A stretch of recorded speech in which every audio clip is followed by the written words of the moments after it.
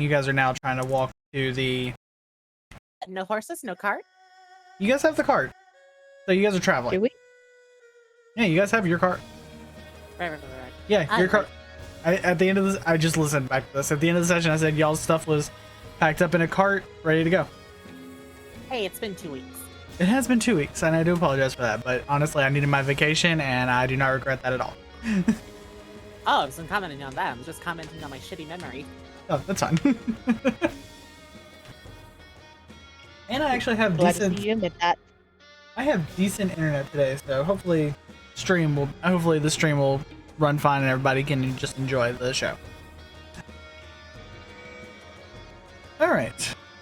In the last session, you guys basically spent the day in Castle Baldur's Gate, discussing things, talking to the Archmage and the King about what events led you into Baldur's Gate, why you guys were in the castle, why you guys helped stop were helping the Archmage take care of the two cultists who summoned a Draco Lich within Baldur's Gate.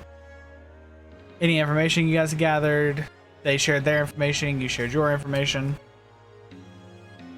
Lunarius paid you guys a compliment, saying you guys were doing okay. The Paladins were there to also receive a mission. You guys didn't quite hear that part.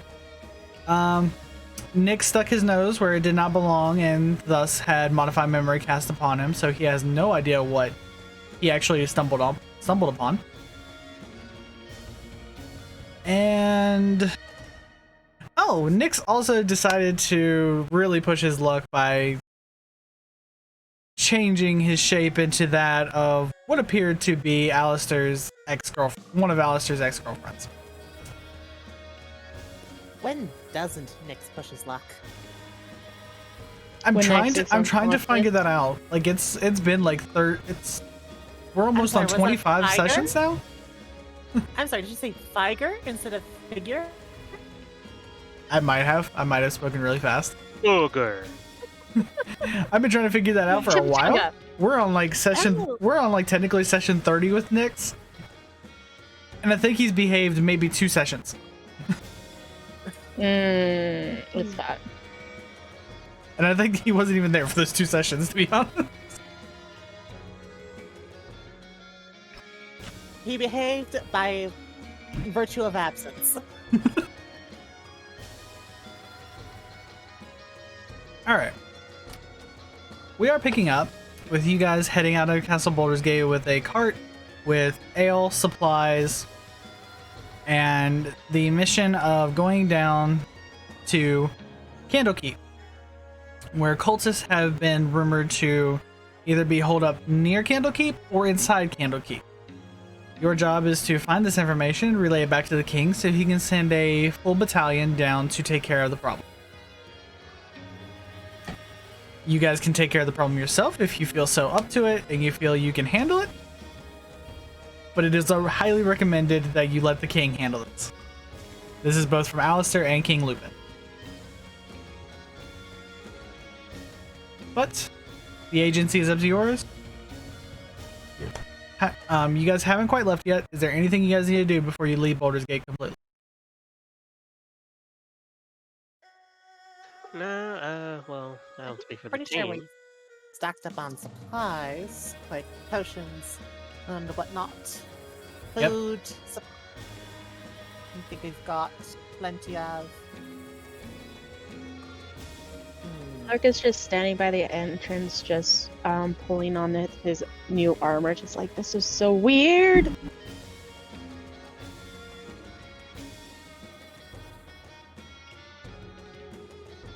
But yeah, I don't think we need anything else. Oh, I got my new shield, potion.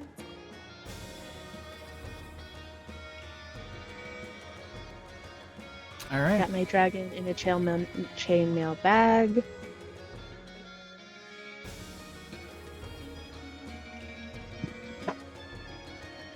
All right. You guys begin to set off. Some of you in the cart, some of you on mounts, mainly Aligor, who's riding Panther Lily.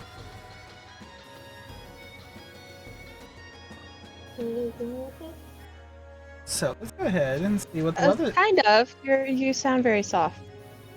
My headphones are being jacked. I need to get new headphones.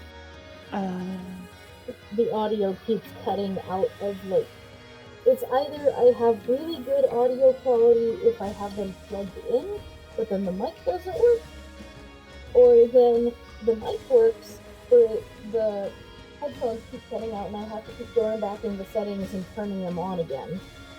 Yeesh.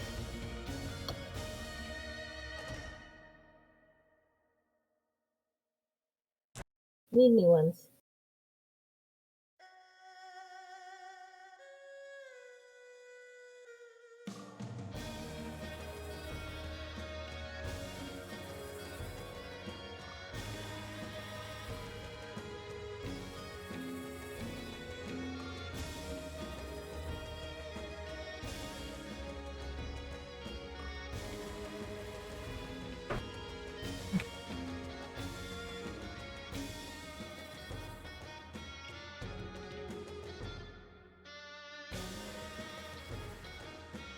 Okay, so the weather for today, kind of overcast. No, not a lot of sun, which is kind of typical of the seaside port city of Baldur's Gate. You guys are leaving a little bit after about 2 o'clock in the afternoon, 2:30, something like that. Who is taking the reins of these horses? I am. All right, then go ahead and give me a survival check. 19. 19? Okay. Yep. The path from Baldur's Gate is very much paved, very much used. It's easy to find a path to follow. You are told Candlekeep is almost directly due south. So you just follow the southern path. It's not too difficult to traverse. Who is keeping an eye out with Galark for anything on the road? I'm ignoring Nyx and Aligor rolls, so they are on autopilot. All right. Oh, Doot. Go ahead and give me a perception check, please.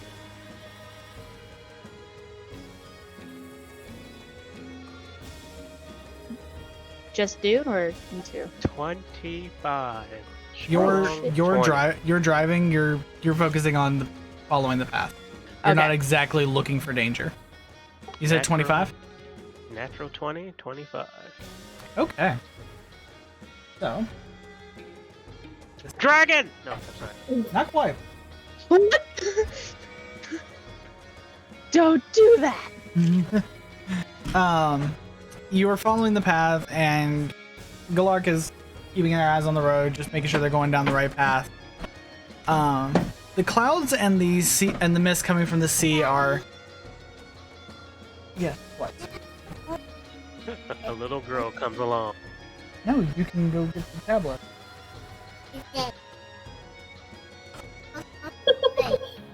And the charger's right here.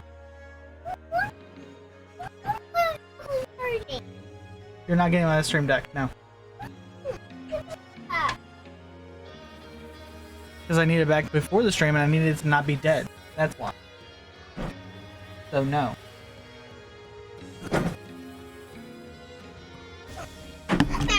Stop crying.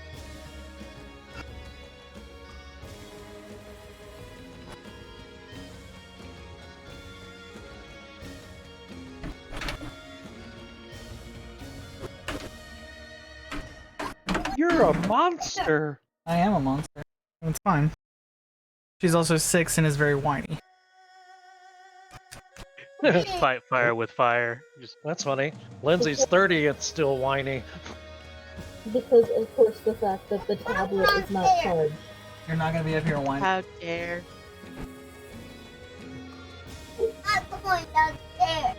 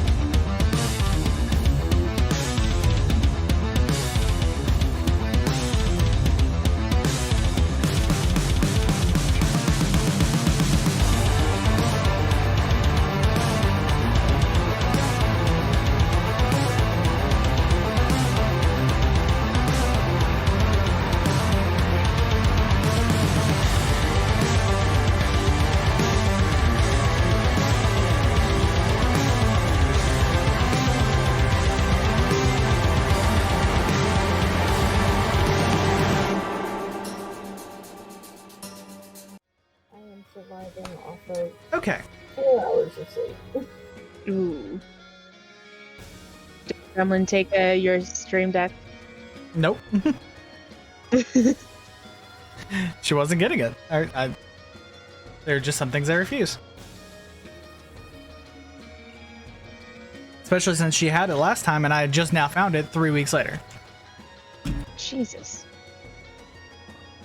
Yeah, she's not getting my stuff anymore. The iPad is the only thing she gets. That's it. Oh, that's the hat. Okay. Okay, so Doot. The mist and the just the general overcast of the day kind of blurs the vision a little bit around everything. But you definitely see something off in the distance. The path you're following, a little bit off to the east.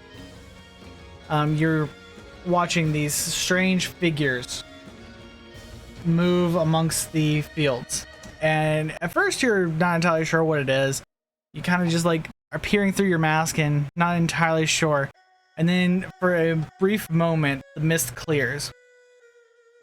Two stone giants are walking through the valley. About, I'd say 120, 130 feet ahead of your cart. Oh shit. Movement. Bad and cold and big and no. Bad, cold, big, and no. Got it. I just rely with what God said. Do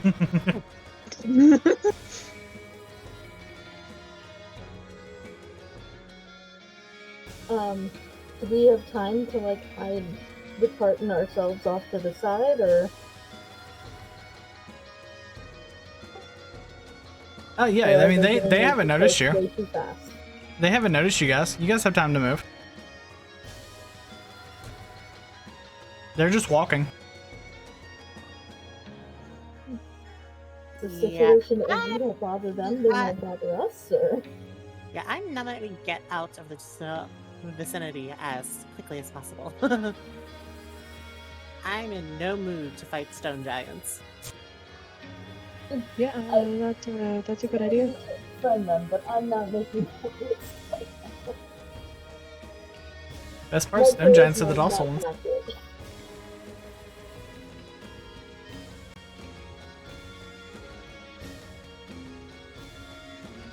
Oh yeah, aren't stone giants docile?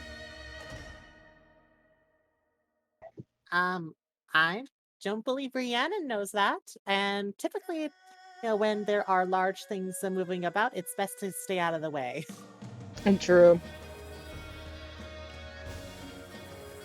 Yeah, Galark is going to give them a wide girth. Girth. All right. If you want to keep moving, they're next to the road. Like they're like 30 feet off the road. You can take a detour. Might take you longer to get there, and would require another survival check.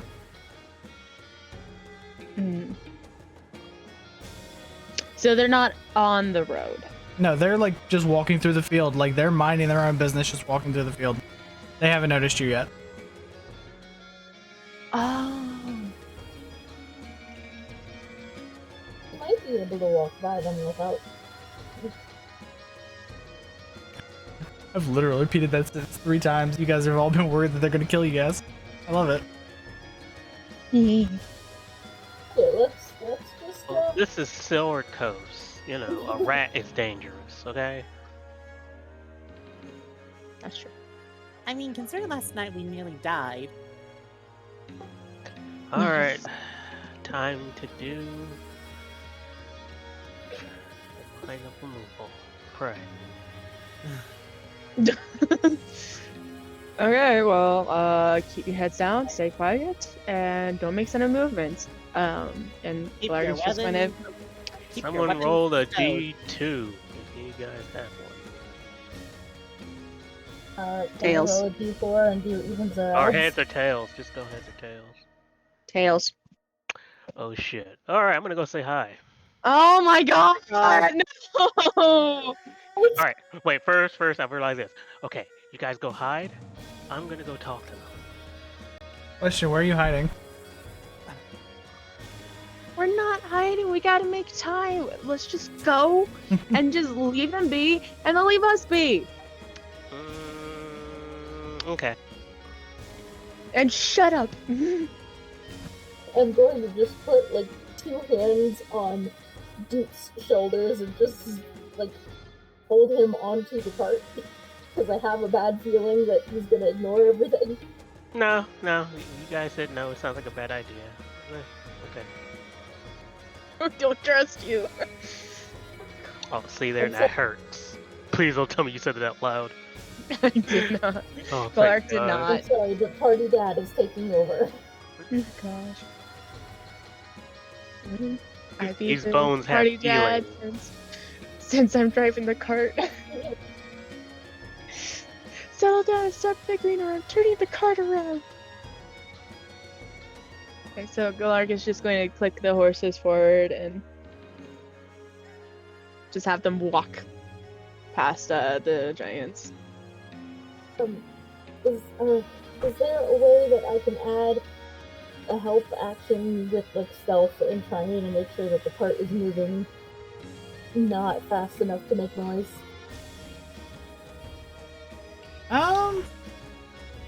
If you guys want to stealth past the giants, we can do that. In broad daylight, In the middle of a paved road. with them. I never said the basically DC. having- I never said the DC was low. You know what you said.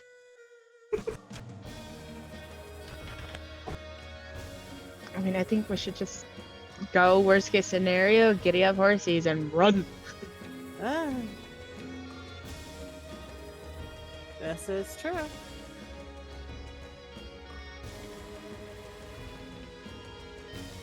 Where if he says Okay. roll initiative, I'm throwing.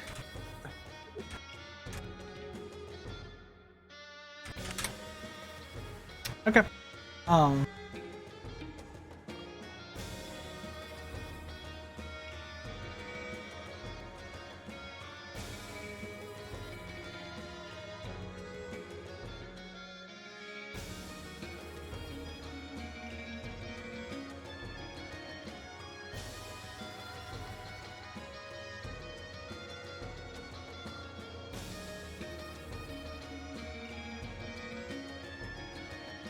Okay. So go ahead and make a survival check to get past them without disturbing.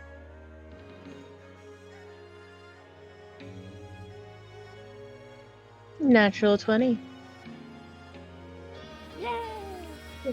Okay. You take the horses and you feel the horses begin to like buck back and try not to go that way. They're like, no, what? No. But you manage to grip the reins enough and get them going forward that they take their time. You guys are at half speed doing this because the horses are terrified. Of course they are. And you guys creep past the giant. One giant who has a high enough, who rolled a high enough perception.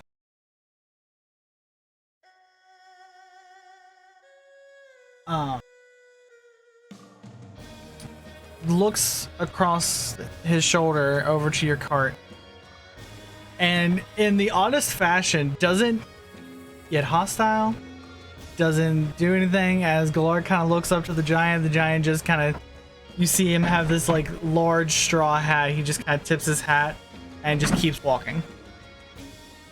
They're passing. Galark is just going to put on the most awkward, largest smile and grin he can, just like, don't kill us, please. Yay. How do you do? Nice day, isn't it? You guys now notice that these stone giants, they have no weapons. One's carrying a hoe. The other has... Is it dirty? All hoes are dirty. No, All hoes you are. are. Dirty.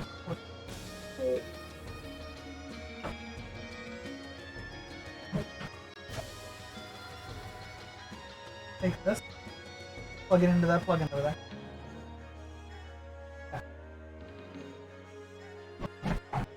Have a giant farmer friend? That sounds awesome. Yeah, one's carrying a hoe, and this other appears to be carrying this, like, very large backpack. And what you appear to be some kind of crop are actually just whole trees stuffed into the back of it.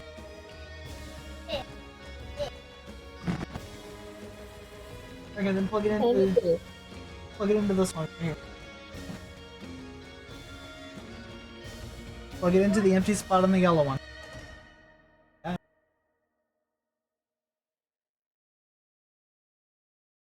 Okay. I might have to help you out in a second. You get it? Okay. Take the tablet, charge it.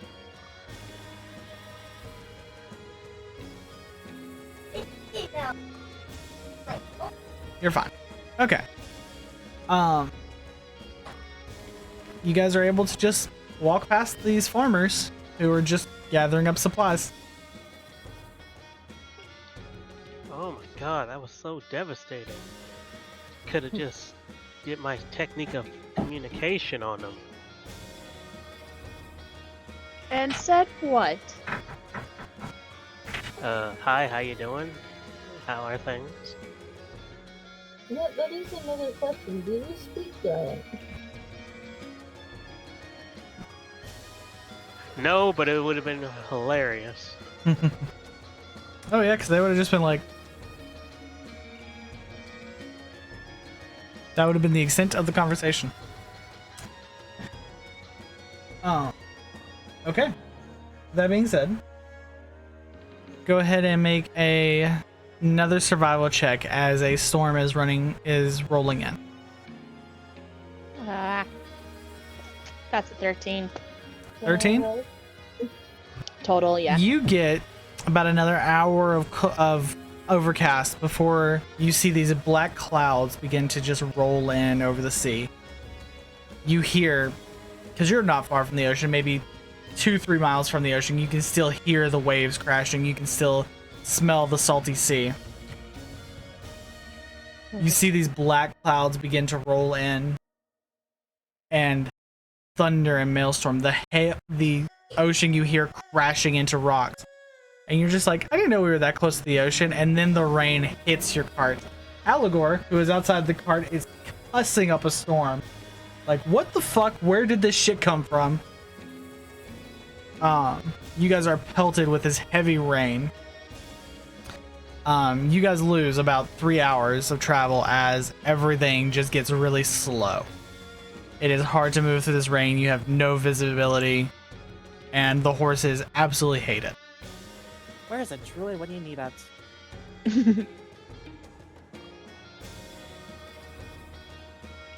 Oh, Panther Lily is pissed and soaked.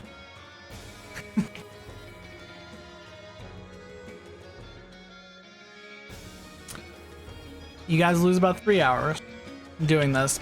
By the time night falls, or what you feel is nightfall, and after you guys are just like, you know what, let's stop for the night,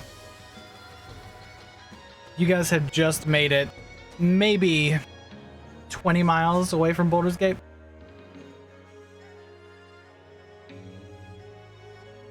It's not far. Not far. You guys were told that Candlekeep was about 50 to 60 miles south.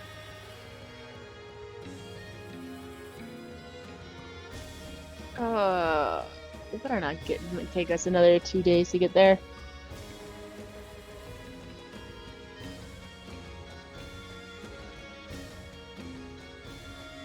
Normally horses can go about 30 miles in a day.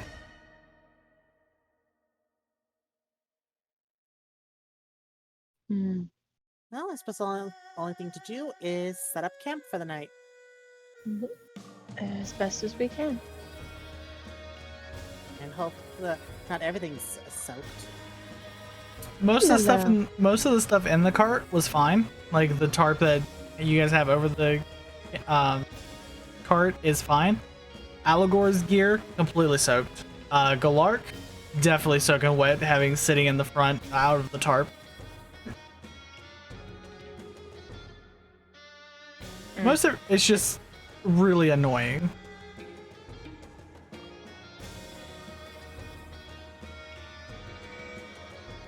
It is still raining while you guys are setting up camp, so it takes you guys a little bit longer than you would like, and the ground's wet, so setting up like permanent tents are just a royal pain today. But after about an hour, you guys managed to have a camp set up. If anybody has the continual flame spell, you guys can have a fire for the night. Otherwise, I regret not taking any like non-battle. Hello. Go on. I'm being interrupted by a kitty cat. What did you say, May? I said I regret not taking any out of combat spells. Well, that is okay, because I do have a continual flame. Thank goodness. okay. Thanks to the divine magic of Galark, you guys have a fire for the night.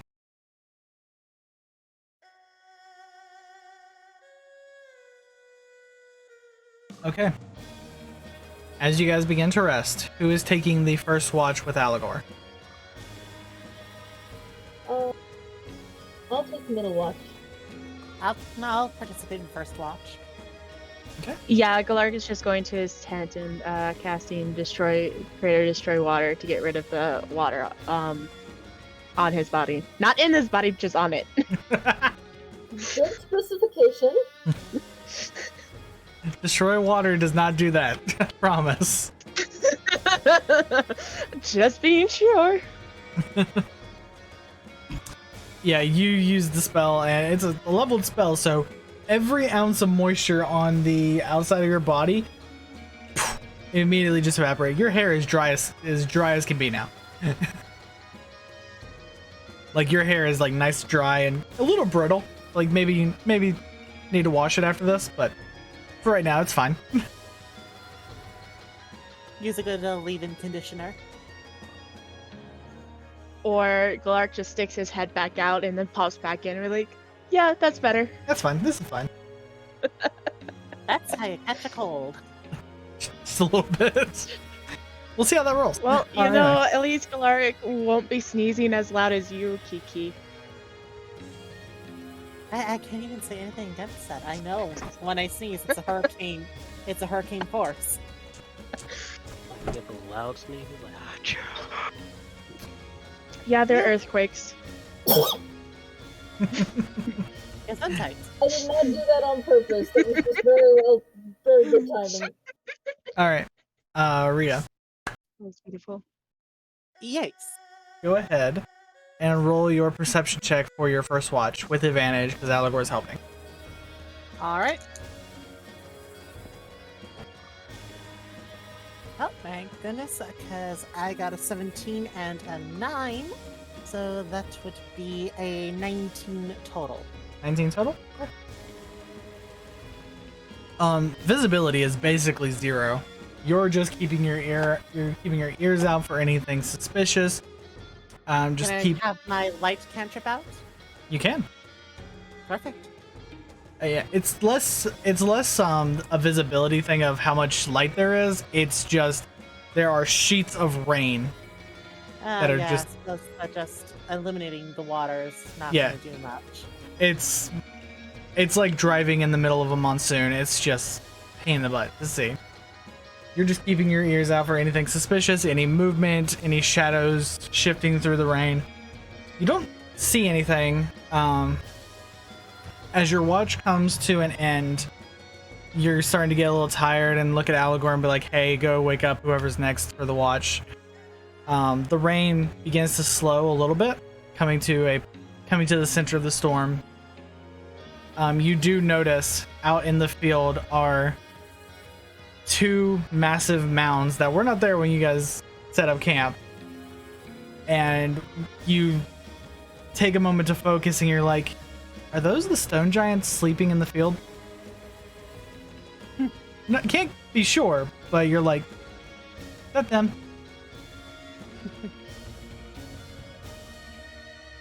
Do my elven eyes see? Um, Who's next? Aligor wakes up the next pair. Technically, I don't sleep. So are you part of the next pair? Probably was right there all the time. Most likely.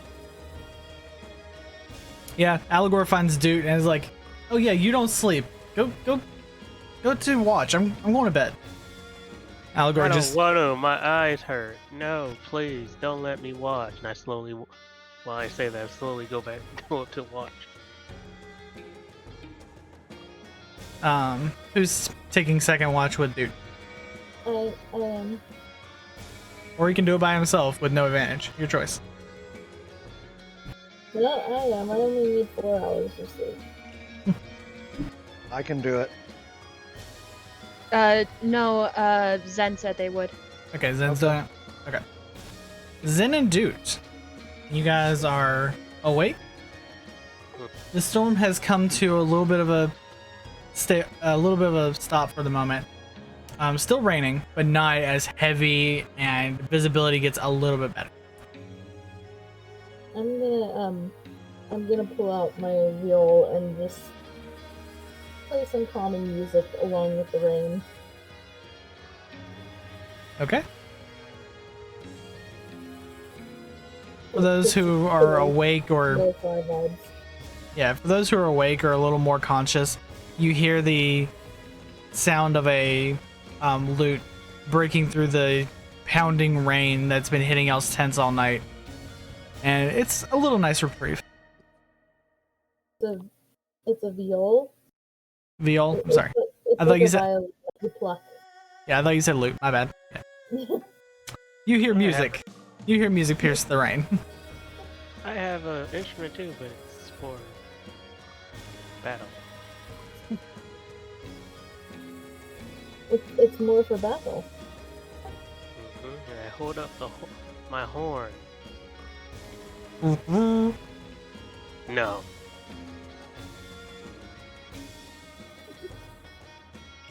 Oh, I can understand like not wanting to play that while everyone's asleep, but what makes it for battle?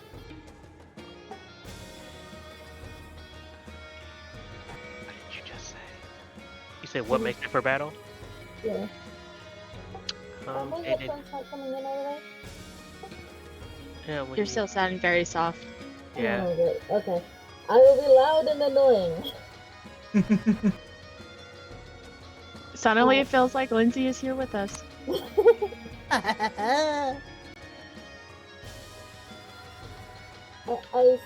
I said I understand that probably playing that while everyone's asleep is not a good idea, but how is it for battle? Oh, when I play it, it inspires you to stay strong. And stuff.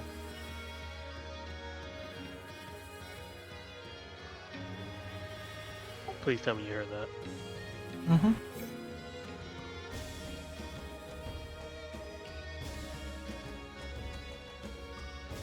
A bard as well? I said, oh, whenever I play it, it inspires. Makes you brave.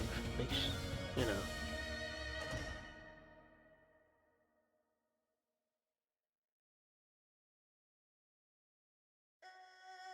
That's something to help you be brave.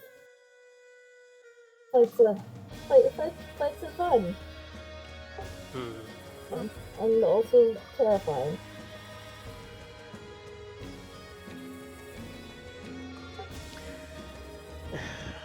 Yeah. Out of character. I'm so sorry. I can barely hear you though. I apologize. These headphones are being dumb. I might switch over to my phone if this keeps up. I mean, that's what I do. Wait, what are you talking on now? I'm talking on my headphones on my computer, but my headphones are being being an ass. What kind of headphones are they? Well, type them. Type it to me. But yeah, back. Whichever one of you is going to make your... You can either make individual perception rolls or one with advantage.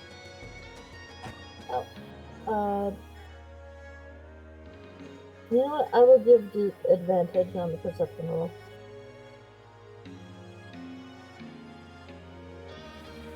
Dude, you have advantage, I think, is what she said. 19 plus 5. Yeah. You have a +5 in your perception? Good God. Hell yeah, I can see everything. Well, not everything, but you know. +4 to mine, so... You definitely notice your stone giant friends are taking a nap in the field. The rain has cleared up enough, and with your higher perception, you do notice the hoe resting up against one of them, the bag of trees being used as a pillow. Disgusting. Disgusting little hoe. God. Absolutely filthy. It's definitely being used today.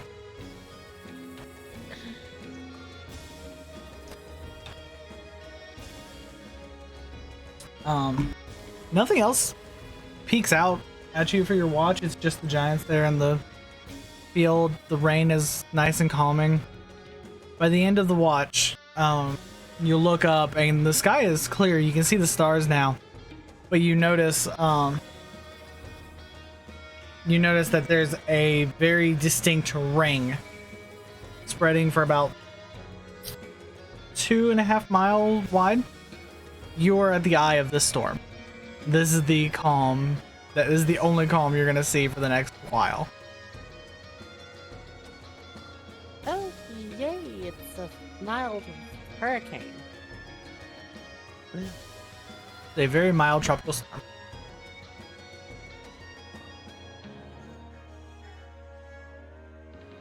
And third and final watch is Nyx and who? I can do it. Okay. Dude, you're still awake. You just don't have to pay attention. Nyx and Sporky kind of rise from their slumber to see the rain has stopped, and go up and relieve Zen and Doot. Sporky, go ahead and make your perception check with advantage.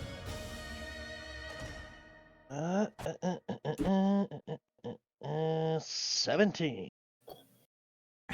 17. 17 total? Yeah, +1, so 18.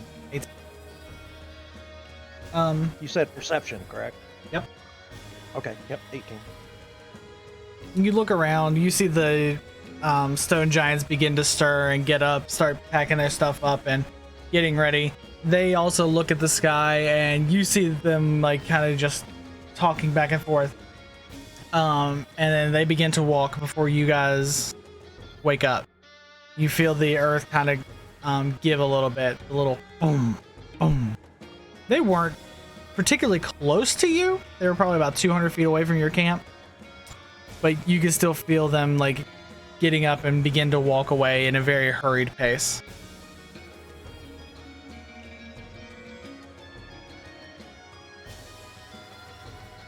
Okie dokie. About halfway through your watch. Well, probably closer to the end, about 3 hours into your... Well, about 2 hours into your final watch. Very close to the end of it. The rain returns in these heavy sheets of rain.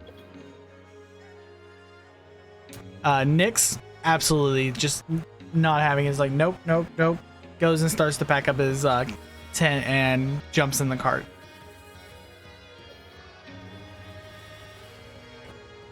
The rest of you, being awoken by the pounding of rain on your tents. What do you guys want to do?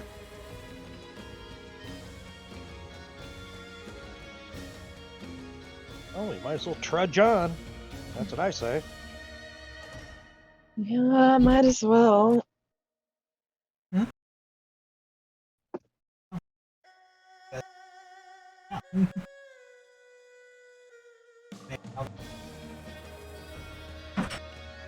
maybe.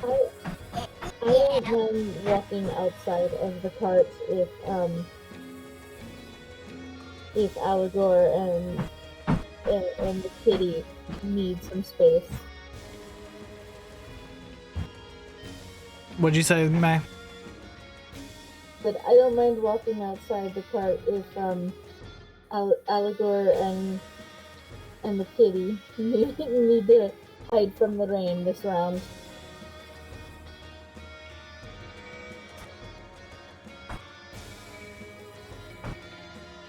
Okay. Aligor passed the Constitution saving throw to not be exhausted because of the rain. Panther Lily, however, did not. Panther Lily, it looks very sluggish and does not want to be here. Not in the cart. Alright, so Panther Lily jumps in the back of the cart and lays down and is just like, nope, I'm done for today. Owl on that cat and squish that cat. It's a no bones day. Yep, out. Panther Lily, absolutely no bones. Okay. The DC for the survival check to make sure you guys can follow the path is higher because of the rain. You guys finish packing up your cart. Takes about an hour with the rain and everything, the slippery ground, whatnot. You guys finish packing everything up. Those of you who can fit into the cart do. With Panther Lily in there, somebody does have to walk. Or at least sit up front with Galark and be in the rain. Yep. I'll be okay. Alright. Sister's in the front. Gotcha.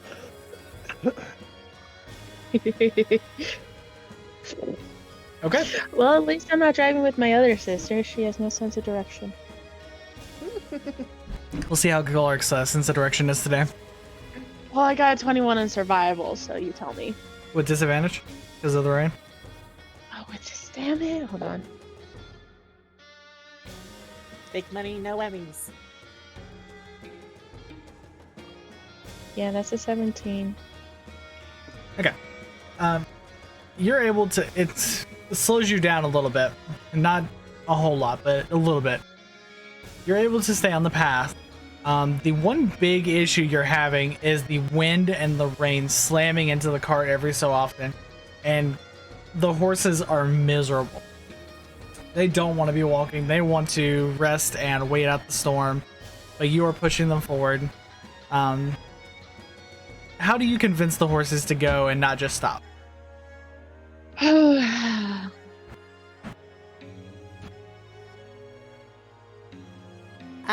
I'll cast Calm Emotions. Okay, that helps. Is that for... That's only one target, right? It says the range is a 20-foot radius. Okay, yeah, no, they're calm.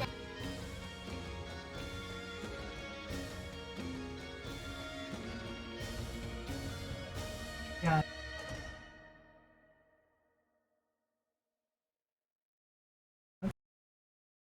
You left all this stuff. Go away. I love you. Still play on the tablet. Dad. It should be charging. Why is it not charging? Plug it up. Let it charge. Anybody want a kid? You can have her. No. No, Of my mom. No, thanks, I've already got two. Go. Go away.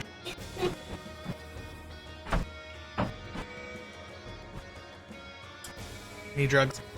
Anyway. Okay. Calm emotions does help. The horses still want to just stop and, like, wait out the storm. Give me a second. I'm going to stab a child before the end of the day. Aligor raises.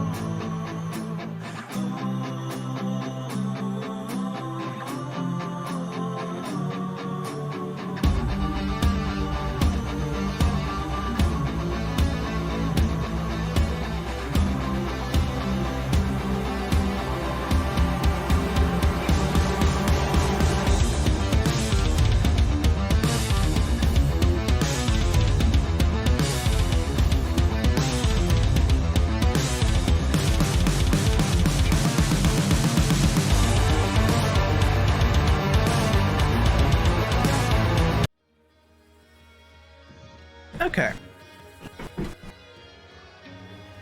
Okay. How does this sound? Does this sound better? A lot better. So much better. Okay, switch Yes, so to much better. Turtle Beach. Oh yeah, Hell Turtle Beach are the yeah. best. 100%. Now that. You're muted, Sterling. Yeah, you sound much better. There you go. Okay, good. Bravo.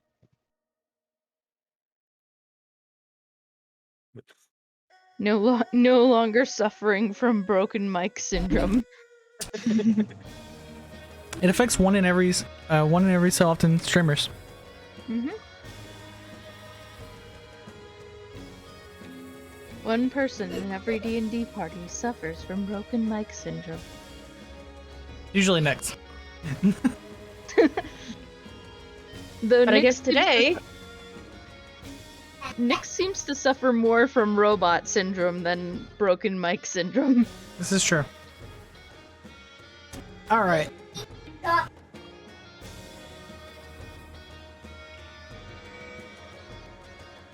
I'm going to No, be you're not. No, you're not. No, you're not. going to put her up for adoption, I swear. Damn. Not much better, but it'll do. I swear you guys stop making those jokes. For legal reasons, they are jokes, and yeah. Bad ones. Very bad ones. A little bit. Okay. You guys managed to convince the horses to keep going. You guys, because of this hurricane, have lost an entire day. You're gonna have to take a third day to get there. But by the time you get to spending more time taking care of the horses.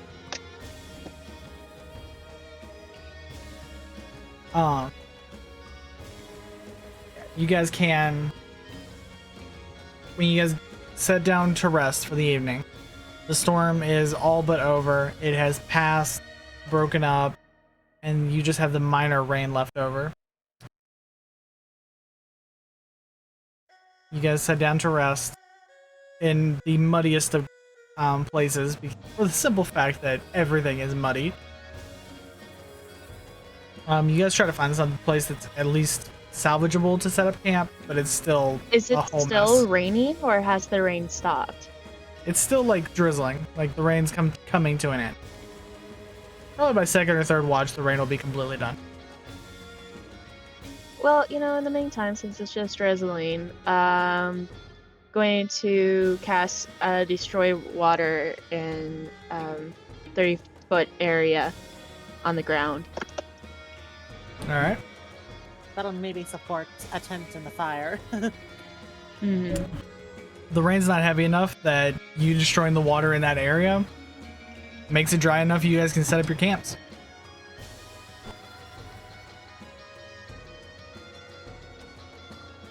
You guys haven't. Galark is going to tend to the horses and dry them off. And, Yeah, wet horses is no-go. yeah, clean them off and give them extra loves. They are satisfied with the love and attention. Maybe a couple apples or carrots if I have them. I know you remember to get apples and carrots.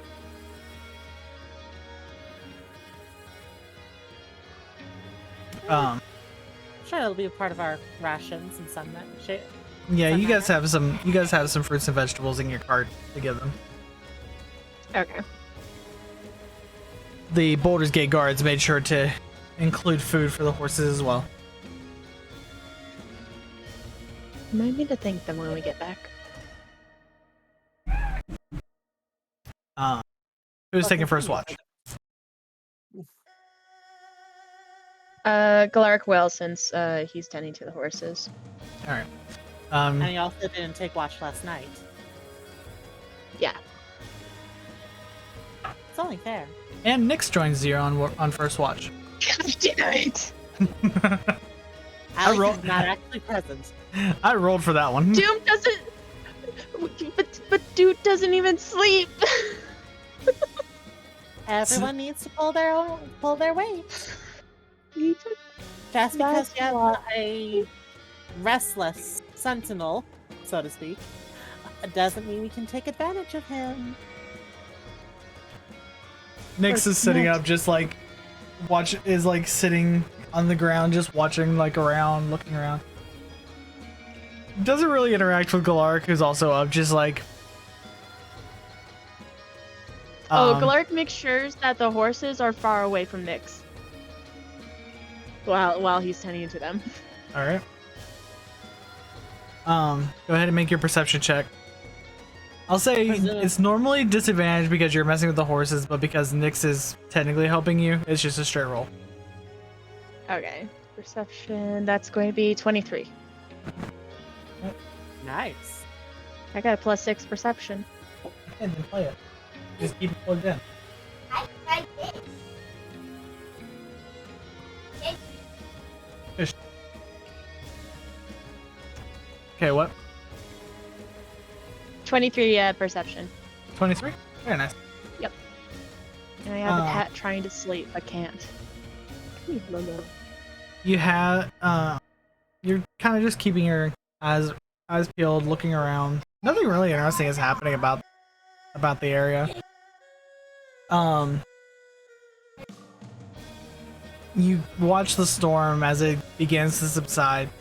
The rain that was a drizzle is now almost non-existent, just this mist of precipitation throughout the air. It was a very quick moving tropical storm that thankfully passed the area quick enough. Okay. I'll cast, just to be sure, Destroy Water again, just to get rid of any remaining, and too much moisture. Excess is the word you're Bring it looking here. for. Thank you! To remove any excess moisture, thank you.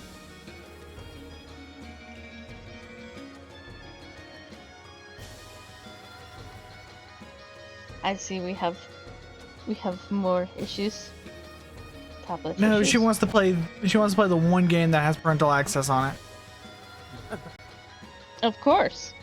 Naturally. I feel like I just heard Among Us. Mm-hmm.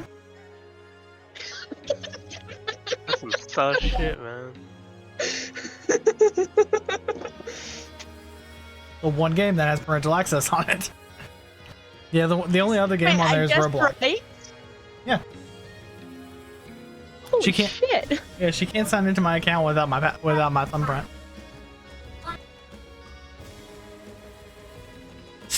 Damn! I thought I was wrong. I just heard the one noise and it's like, oh, that sounds like this. A game I haven't played in months.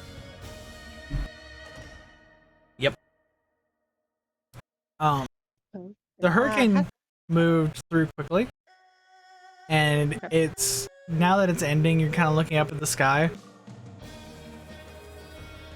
You said it's 23 in your perception, correct? Yep.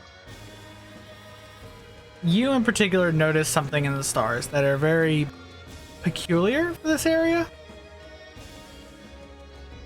It's something you remember seeing much farther north in the tundras.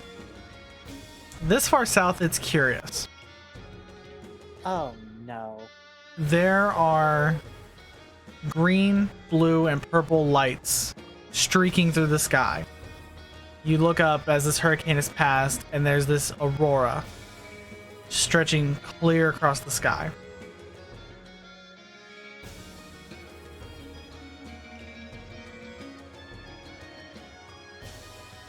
Clark now feels very homesick.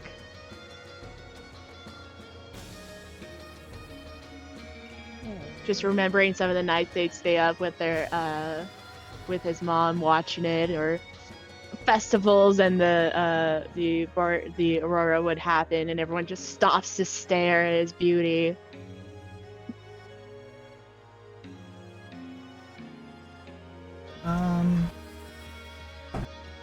Nope. Nyx catches your eye and looks up. Is like, that's new.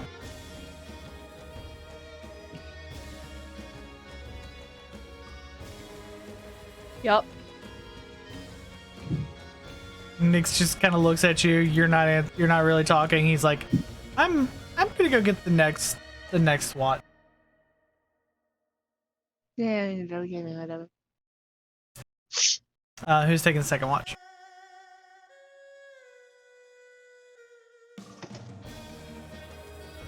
I can. Considering no one's speaking up, I will. All I right, might have to roll dice for this. Sporky and Aligor. I'm taking the next watch. Oh, fucking put me in the Aligor. I'm just gonna put everybody who hates each other together this night. Just gonna be how it is. So who hates Doot then? Dude hates himself. No. I've been pretty Love inoffensive. all of you equally.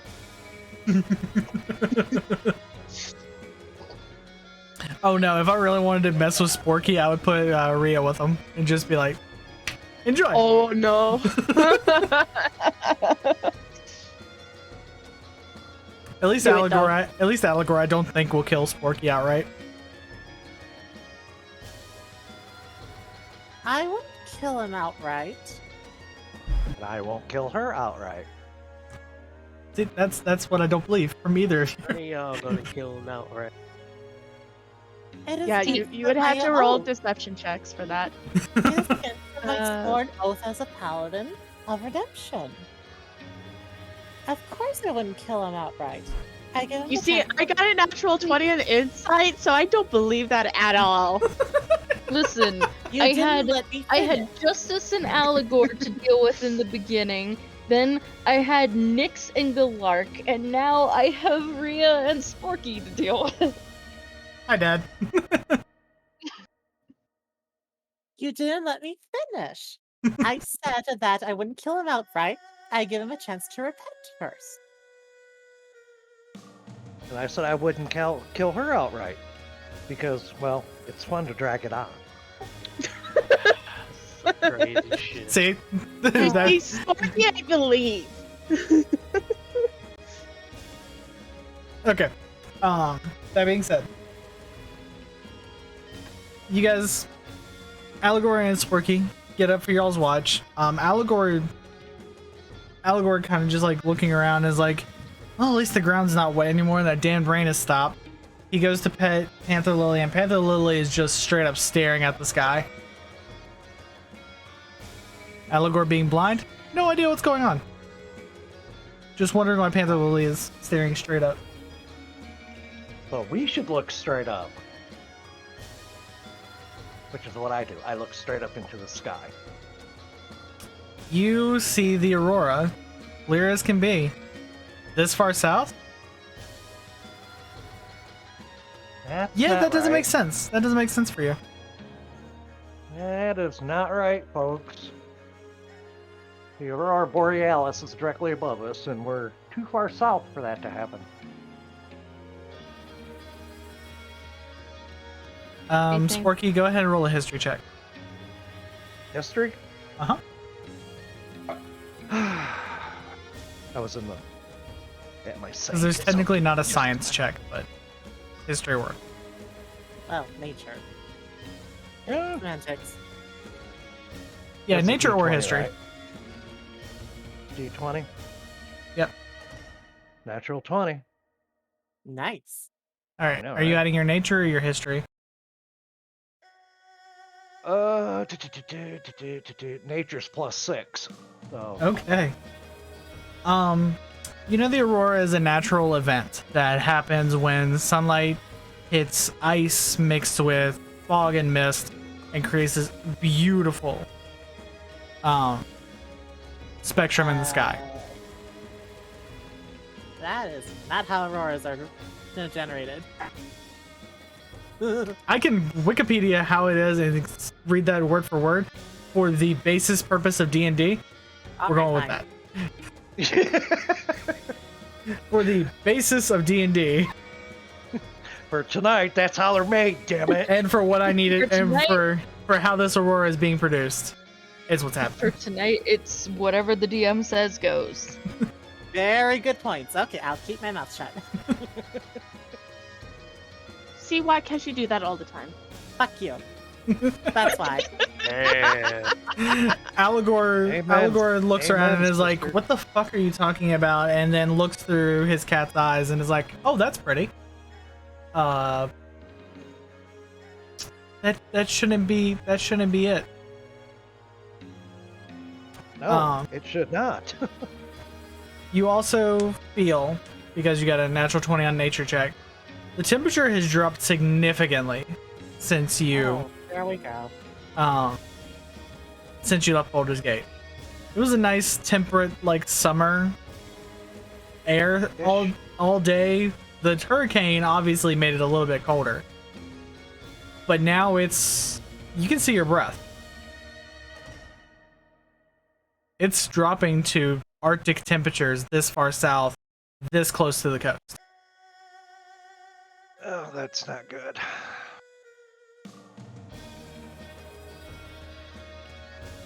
Do we remember anything about any possible white dragons or ice dragons in this area? For ice giants.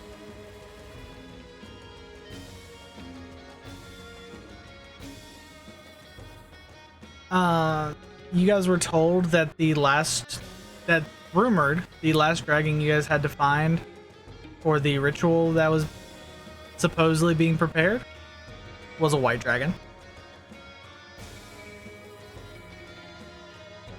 Well, assuming that the temperatures are dropping to a near Arctic temperatures, I'm assuming that everyone's going to wake up from how hard they're shivering.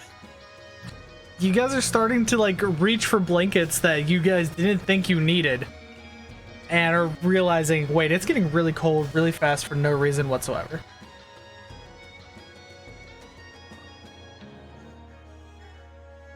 It hasn't quite reached Arctic temperatures. We're talking like 30, like 20 to 30 right now. Okay, would Galark notice though? Galark is getting comfortable for the first time.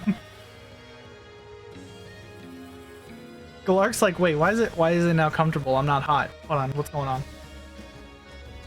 This is like never winter temperatures, right? A little further north, but yeah. Yeah. You growing up in Baldur's Gate, this is definitely not the norm. Yeah, no. This is not.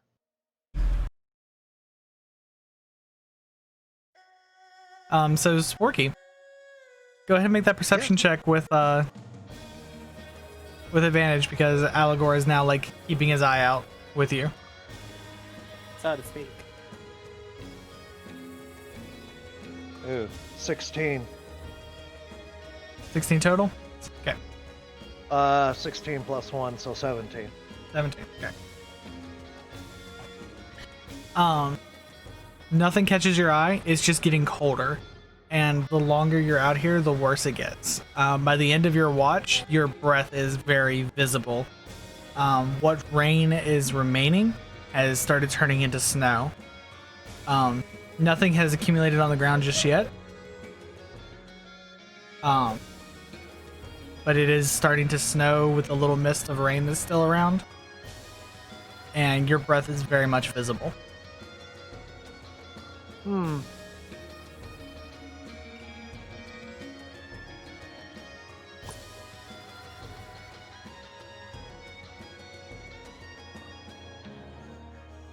I will say most everybody, except for Galark and Nyx, Sporky and Aligor, would have completed the requirements for a long rest.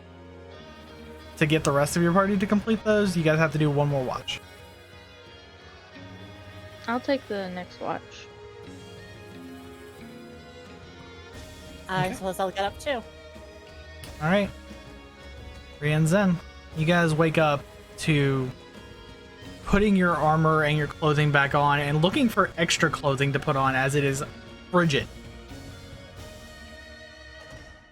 You step out, the campfire, not put out, but is not putting out enough heat to really do anything for the weather. You see the snow begin to fall, and you look up, and the aurora is there, bright as can be.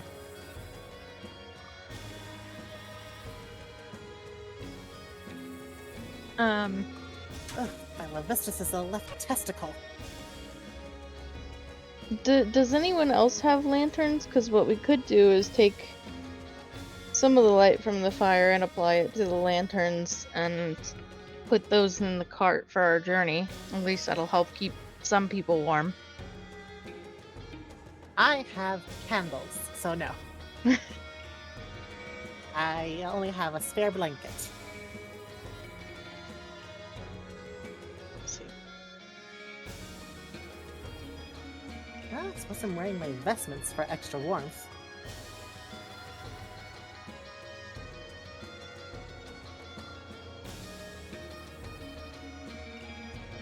I mean, I will ask permission of the lady first. We can sit next to each other to be warmer during our watch, but I would like to ask permission first. I'm too cold to give a shit. You guys aren't enjoying the weather? It's so nice. It's like summer at home. I'm from Waterdeep. I'm pretty sure that's about as warm as it gets.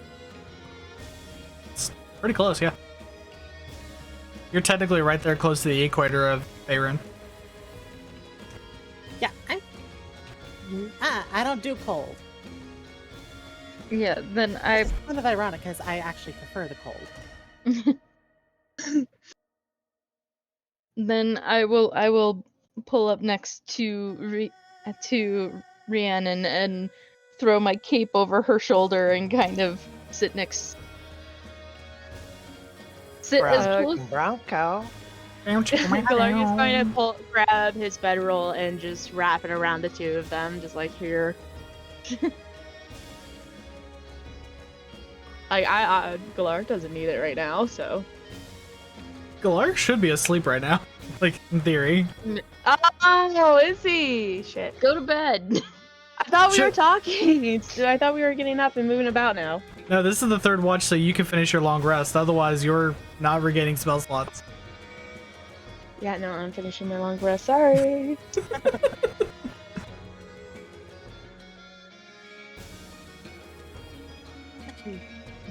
Weather, goddamn dragon cults. Ugh. Whichever one of you wants to make the perception check. I have a +2, so I'm thinking yours is better. Okay, I'll make the check. All right, you have advantage because you guys are helping each other kind of keep watch. Right. So that's good because I rolled a 16 and a 6. So that is 20 total for perception. Okay. The aurora is high in the sky, and colors are being added throughout your watch. Now the blue, the green, and the purple are mixed in with hints of red and yellow. You even see a faint blue break the navy sky line and just shine across.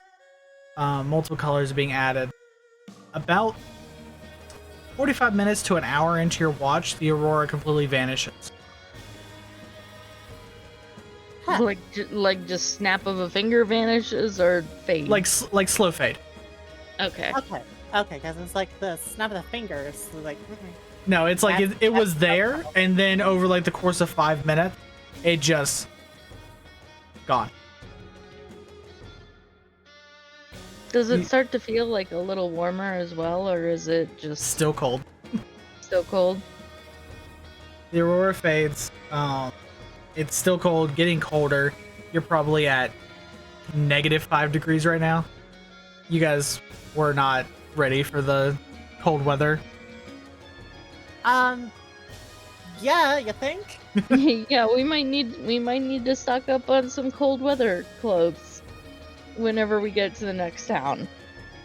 We're nowhere near the tundra. Why would we Why would we even think to stock up on cold weather clothes? Ooh, big summer blowout. It was definitely one of those moments of, oh shit, fuck. This is something nobody planned for. It just is. Well, I am very glad that we do have the cold resistance potions. Because if it's this cold now, when there's like no cold generating entity, draconic or otherwise, around, then ooh. Yeah, it's only gonna get worse. About another hour goes by. Temperature kind of levels out at about -5 degrees. Like, that doesn't get much colder. It's not getting warmer, but it's not getting colder. You look around and you hear this very faint noise coming from the south. Can't quite place it. It's this faint, almost sound like waves crashing into rocks. About 30 minutes go by, and then you hear once more, much closer. And you feel a very distinct guttural feeling in the pit of your stomach as you recognize it as a dragon's roar. Several miles off, but there is a dragon within a handful of miles of you. Ah.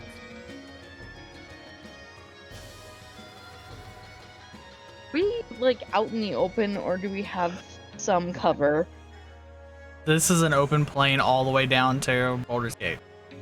Or all the way down to Candlekeep Forest. Until you enter that forest, you are like wide open fields. Shit.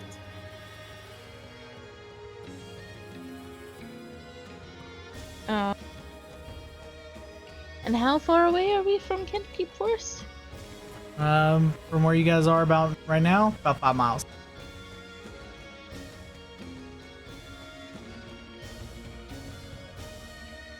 You think we can rush things a little bit to get to the forest edge at least? You guys are just now at the cusp of finishing a long rest for everybody. So everybody's nice and rested, full rest, full long rest, and you guys can start packing up and head to the forest if you want. Yep, let's do it. Yep. Everybody up. Yeah, I'll let's- buy you no. all breakfast or make you all breakfast later. We gotta go. Yeah, there is a dragon in the immediate several mile radius. We are out in the open and there's a dragon nearby. Let's go. Okay, you guys take the next. Enjoy the You guys party, take the it's next so very nice. quickly 15-20 minutes to pack up your camp, put everything away, get the horses strapped in. Very much rush job. Aligor's taking the longest, putting Panther Lily's armor back on, saddle back on. But once Panther Lily's saddled up, you guys are ready to go. Okay. All right. Galark is going to put his bedroll over the horses. Okay. The horses are very much summer horses. They are not acclimated for the cold weather. They are super not happy.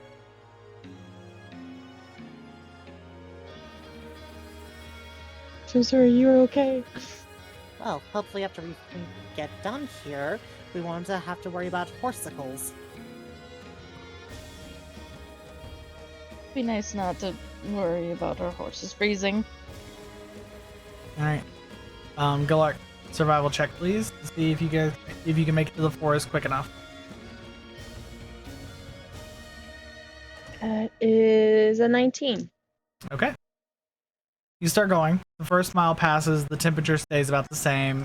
Snow has accumulated on the ground in a few spots. Not too bad. 2-3 miles later, your horses are knee deep in snow. You are trudging through. The cart is going as best it can, but the snow is inches away from just being too much for the wheels to go through. Anyone have a decent fire cantrip? I was going to use destroy water. It's good for 30 feet. Yeah, and I got 4, which is 120 feet. Okay. your spell, so if that's what you want to do. I mean, Weird I also question. would answer with pretty much. DM, weird question. Mhm. Can I use the a fitting size cantrip to shrink the snow, move it, and then grow it back and keep doing that to like shovel the snow out of the way?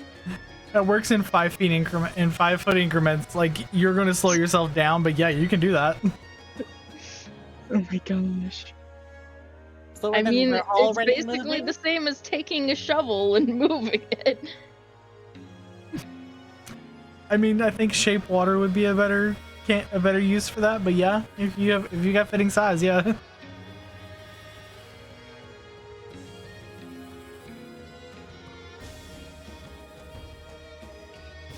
Anything to get us moving out of the open. You guys, the first couple miles are fine. By the time you see the forest come into sight, you hear the draconic roar one more time, and it is so close.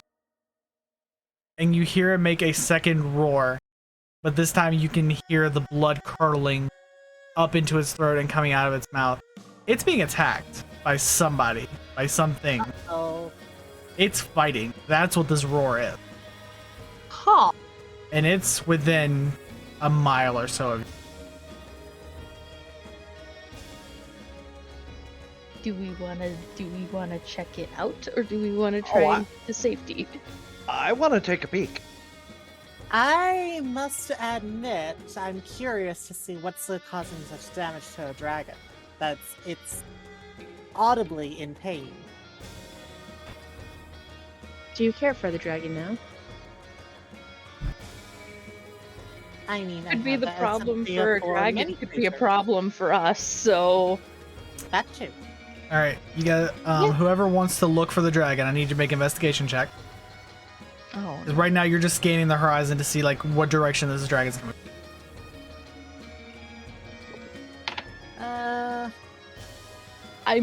my hands are away, that is a nat 20. Damn. I got a 17 plus 3 investigation. Okay. You know, I got a 6. That's a 15 total Potato. investigation. What I got. I am too cold to look for anything. Doot and Rhea are just like, no. Everybody else, you guys hear the roar and your eyes immediately bolt to the forest as you see this massive white cloud shoot out of the trees. And you think, okay, somebody just launched an attack over in that direction. Yeah, no. Then you see the full 100-foot wingspan of this ancient white dragon erupt out of the forest. And moments later, you see the frozen ice breath blanket that section of the forest that it flew out of. Well, whatever attacked it is now dead. Not necessarily. As Galark says that, spells and arrows fly out of that section of the forest and pierce into the dragon. And the dragon roars, thinking it was triumphant, and then gets hit by another wave of attacks and just begins to ascend into the sky even higher. That be dragon cultists over there. But if it's Oh. dragon cultists, why are they attacking the dragon? I mean, if it's dead, they could resurrect it however they want. They did That's do a the good thing point. where they have been making lich dragons, so This is a very good point. Yeah, so about half a mile away from you guys, there are people attacking an ancient white dragon, and the ancient white dragon is losing. Well, do we help the dragon, or do we help the attackers? Considering that chromatic dragons are by and large fairly evil, or at least do not concern themselves with mortals beyond willful slaughter. Galark covers Rover's ears. I said by and large, There. not all chromatic dragons surely are evil. He's listening. Clifford totally has their tongue just sticking out at Rhea. Blech. So we know that these people are strong enough to Or have attack enough numbers. an ancient, or have enough power to attack an ancient white dragon. So there is that we are throwing in there, but these could also be dragon cultists. That's it. I got it. And You good there, Sporky? Oh, my foot keeps catching my mouse thingy and it keeps dragging it off my desk. I'm getting pissed off at myself. Oops. And I know some of us have our, well, most of us have our things against the dragon cults. But after our last encounter, I don't want to throw any of us into a fight where we are very obviously on the losing side. Rhea and Or Doot. like me. Rhea and Doot. As you guys are having this conversation about, like, are we fighting a dragon or not? A very familiar spell is cast. I say familiar because you two were on the receiving end of it. Oh, fuck. From the sky where the dragon flew, this immediate burst of flame slams the dragon back into the ground. Well, does that answer your question? That is most definitely Rygor. Who? Who? The blade singer that knocked me out of the sky a couple nights ago with a bus. Oh, With yeah. a fiery nova. Yeah. That happened? Yeah, that happened.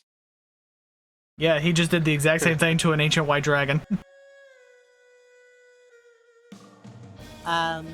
So I would prefer not to get too close, because that's enemies on all sides. We have no allies in that battle. Okay. So, trudge forward. Is anybody good at stalking?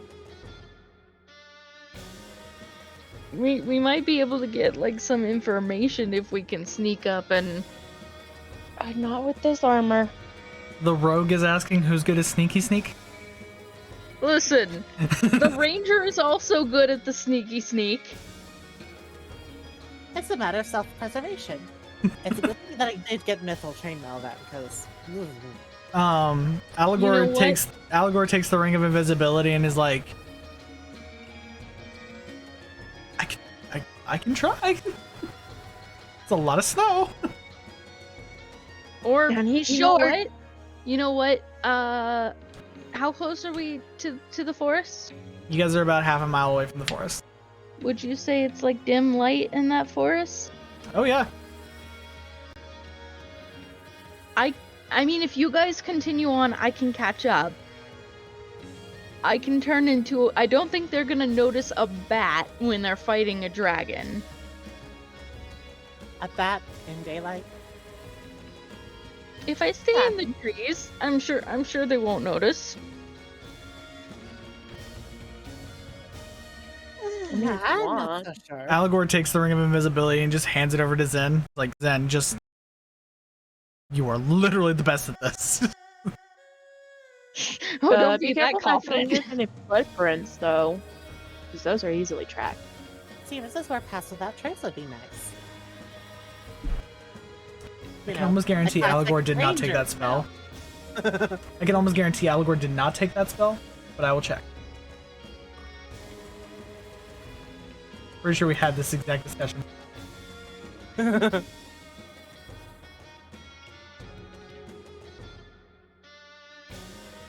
I don't see why not. It's literally. Yep, one of totally the did best- not take that spell. Oh, Okay. jeez.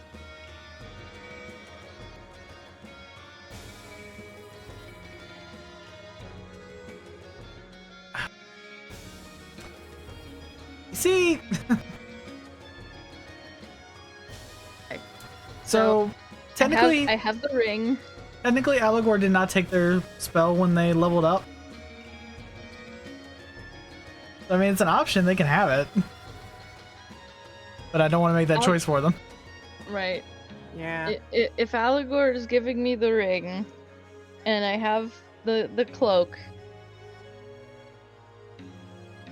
I can at least try and get close enough to figure out something about their plans that we could maybe give to someone more important to help handle it. And if you get spotted, you can turn into a bat and hide. You guys also have Also that. true. You guys also have the sending stone that goes directly to Lunaris. If you guys think you guys are screwed. I'd say we're fairly screwed already. Thought I was a sending stick, but okay. No, you guys have the sending stone that goes directly to Lunaris, and you have a scroll of sending to let the king know that where the troops need to go. Right. Oh yeah. Well, one, we've clearly found evidence of the dragon cult being present, and two, there is an ancient white dragon, so yes. No, troops would be nice. Lunarius would be nice. You know, as long as it's not Aligor calling. Yes, as long as it's not anyone with a baby dragon. Well, Aligor is the only diplomat we know. Excuse you, I'm very good at persuasion. I don't know that. Okay. You guys go ahead and keep working on getting the cart at least like into the forest. And I'm gonna do some recon.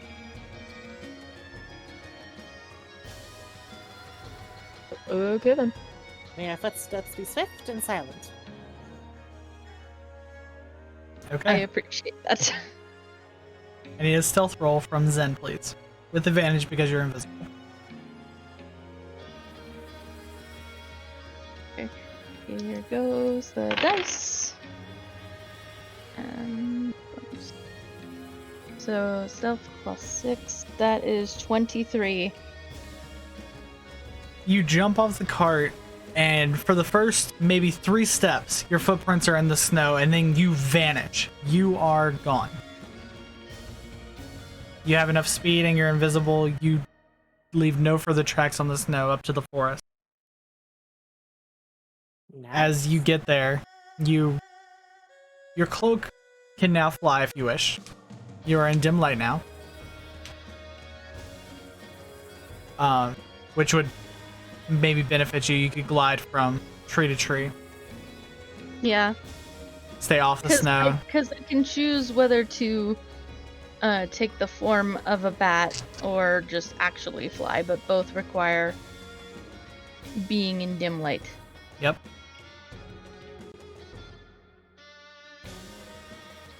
So I'll and that way I can keep the ring active if I don't turn into small creature. Yep. So I have a fly speed of 40 feet. Alright. Once you get into the dim light, your cloak becomes these stiff wings, and you take off and are now gliding between the trees. About 100 feet into the forest, you see a number of cultists trudging through the snow, trying to get to this object. You kind of sneak through the trees, follow their line of sight, see what they're looking for, and there you see the massive body of this ancient white dragon. Appears to be dead. Before I get too close, I would like to cast Comprehend Languages. That just makes it so that I understand the literal meaning of every single language out there. Yeah.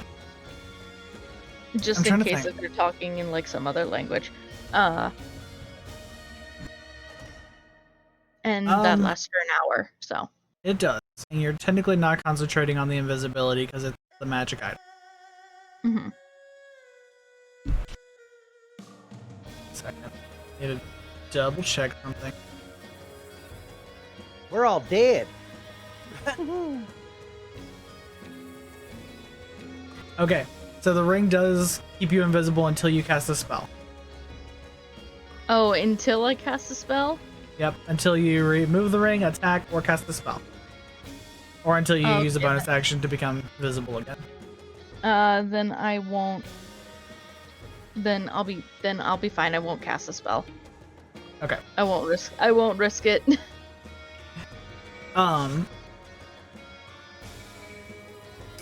You sit there invisible listening. Some of them are speaking deep speech. And you hear just the guttural noises that kind of sounds like Hey, guess common, what? but the words are weird.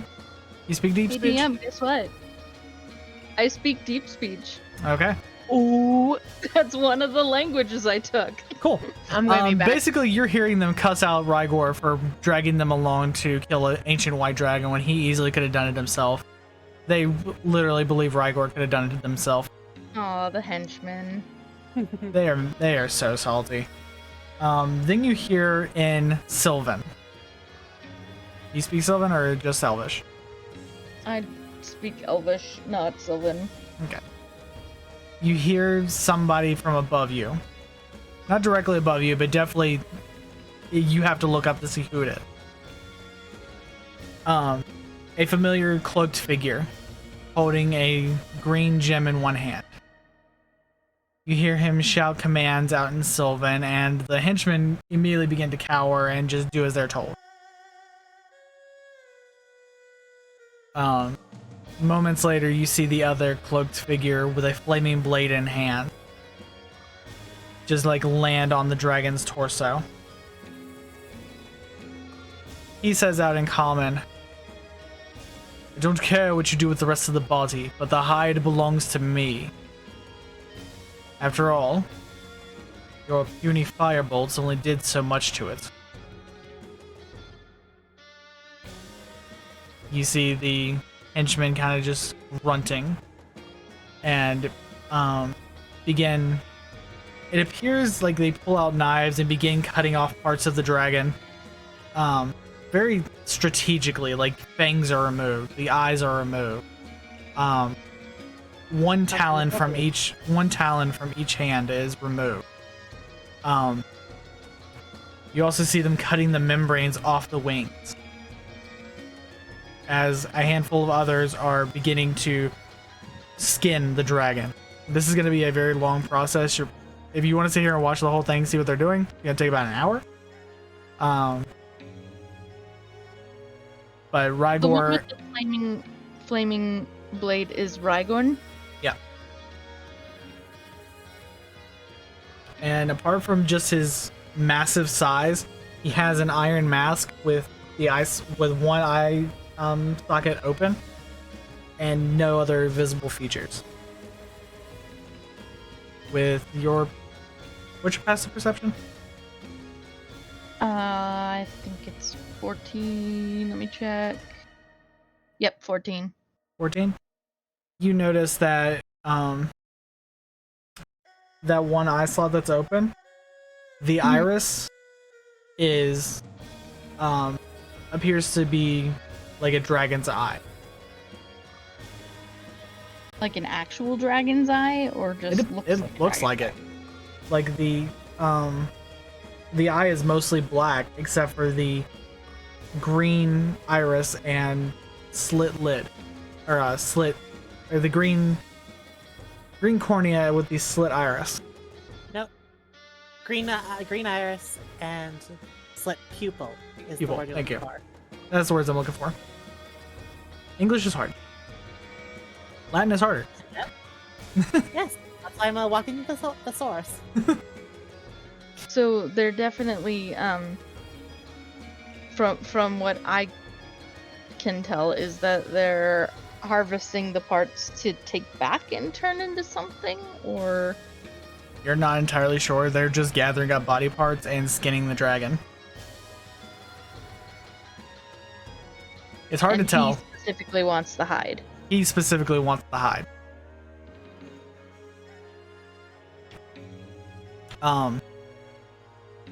The Archmage holding the green gem puts it into a... You see him like reach behind his back and put it away. There's no bag there. It's just his cloak. He just puts it in his cloak and pulls his hand back out and nothing is there.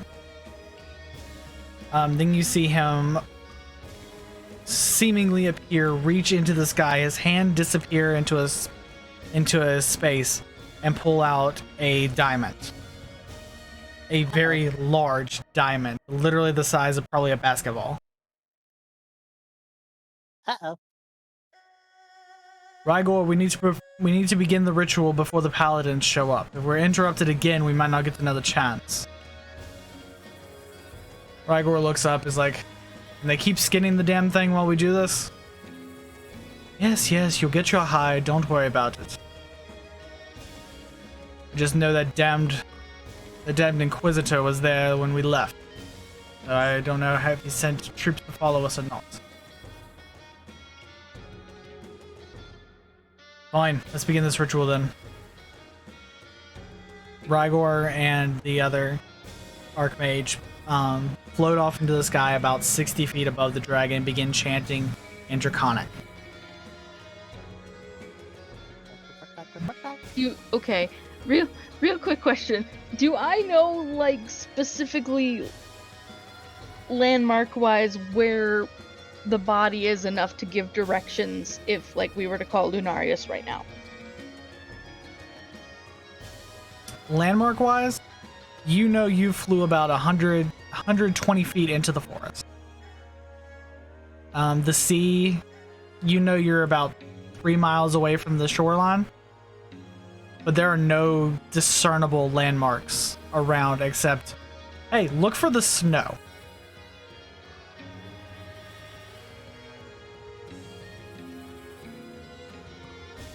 And these mages are just within the tree line. Like, they have not flown outside the tree line.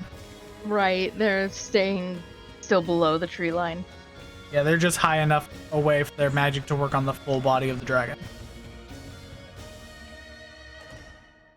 As the chanting continues, you see white energy flow around the body of this dragon, and it biting at the cultists who are still pulling the flesh off.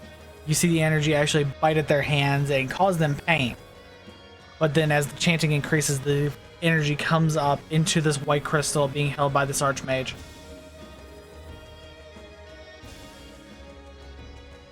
Rygor's chanting switches from Draconic to Giant. And the sound from guttural roars to more earthly tones. It changes the magic a little bit, and the energy pulls from the ground. The snow around this beast begins to come up with it, and almost fuse with the spirit into this gem. How long are you waiting? This whole process? This process takes about 15 minutes. I know that the longer that we wait, the worse the situation gets. Guys, I need to know if I should do something stupid here. Oh no. If you're going to do something stupid, make it big, loud, and visible. I don't. Unfortunately, I'm a rogue. I don't have big and loud. But I have you can tell possibly us. distract one of them and. No, don't you have the sending stone? I thought we made sure that you had the sending The stone. sending stone only connects to Lunarius, doesn't it? Mm-hmm. Wait, you want me to use my horn? You're not there. Oh, Yeah, you guys are probably by this time just now getting into the forest. And you guys are probably seeing the beginnings of this ritual. You're seeing the lights flash through the forest. Oh, that is not good. I know Galark would start searching for Zen. See if he can spot him out. I will say Zen definitely has the Scroll of Sending, because they were the only one that was actually able to read it because of arcane reasons. And also party dad reasons. Exactly. Okay, yep. So I'm gonna move down to the ground so I'm further away from Rygorn, so he has less of a chance of hearing me. Okay. And I'm going to call Lunarius and just start saying a location and get here now. You have 25 words. What are you telling him? What's the name? Real quick, before I start this. What's the name of the forest that we are at? Candlekeep Forest. Candlekeep Forest. Is that 3 words or 2? 2. Okay. Candlekeep Forest. Candlekeep Forest. White dragon killed. Cultists. Ritual. Hurry. Get here now. That's 10. I mean, that's 11 words. Let's see here. More of a location, guys. Follow the snow. Let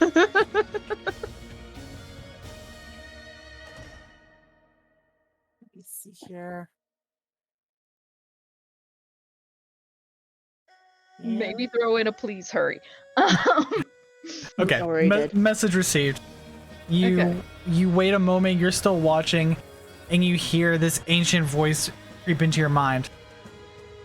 I'll be on the way as soon as I can. I have some friends in the area who will be there momentarily. Stay out of sight. Do not engage. I should not have said the do not engage because here I go. Don't do it. Okay, Zen, real quick. Mhm. Make a perception check for me real quick. Oh no. Just a regular perception check? Uh-huh. Oh boy. Oh, that is a 12. It's enough to see one of the people who are around you. You get ready, you pull your dagger out, you're getting ready to do something stupid. You know it's stupid. Oh, I'm not going for my dagger, but okay. Well, you pull out your weapon and you know you're about to do something stupid. And you happen to glance... Alchemist fire flask. You glance over and this white dragonborn grips a tree literally right next to you. And like looks up at what's going on. Familiar white dragonborn. Oh, thank God. Oh, thank God. What the fuck are you doing here? He's looking around like, what the fuck? What? Oh, right. I take off the ring. He sees you and he's like, he puts his claw over your mouth and says, like, holds his finger up, like, and you see him pull out a sending stone and whisper into it. Moment, like, maybe 12 seconds later, somebody appears behind you. What the fuck are you doing here, Zen? What are you guys doing here? We were just making our way through the fucking forest. Yeah, we... God damn it. Where's the rest of your group? Back on the road. Go join them. Damn, I can't protect you from those two and the 15 fucking cultists here as well. Okay. The green gem, you know, that he uses, he put it in his cloak. I think there's like a pocket in there, an interdimensional pocket. He pulls out a sending stone and you hear him whisper a few things like, Lunarius, how long are you going to be here? I got 2 archmages that I do not want to fight. And you kind of hear him, you kind of see him just like wince for a minute. He's like, okay, noted, thank you.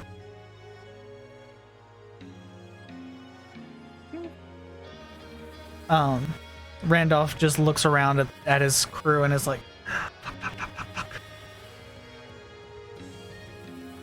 He looks down at the alchemist fire and is like, it's not a bad idea, actually. I have...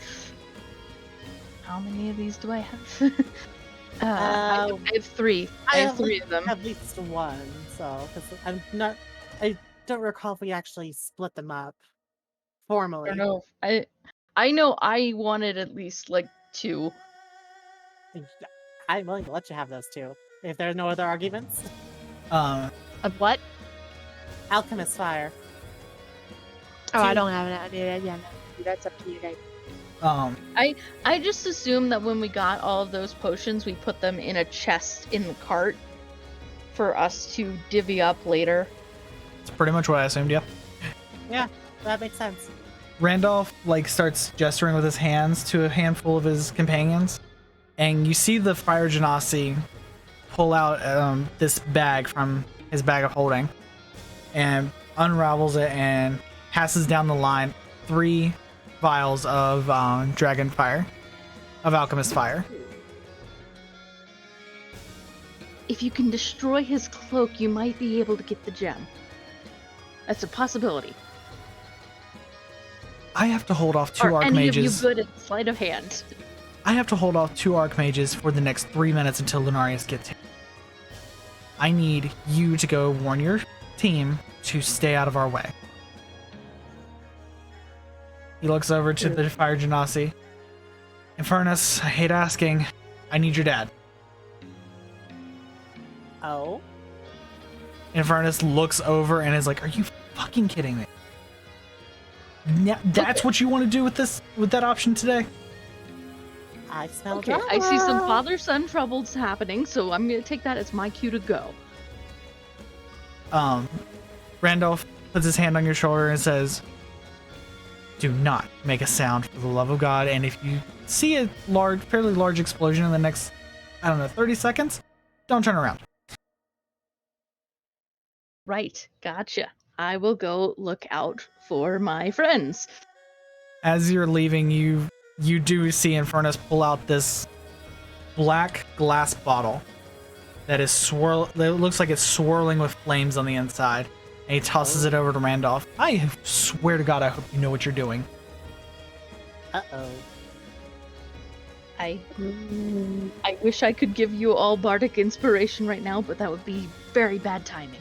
So, I'm gonna go.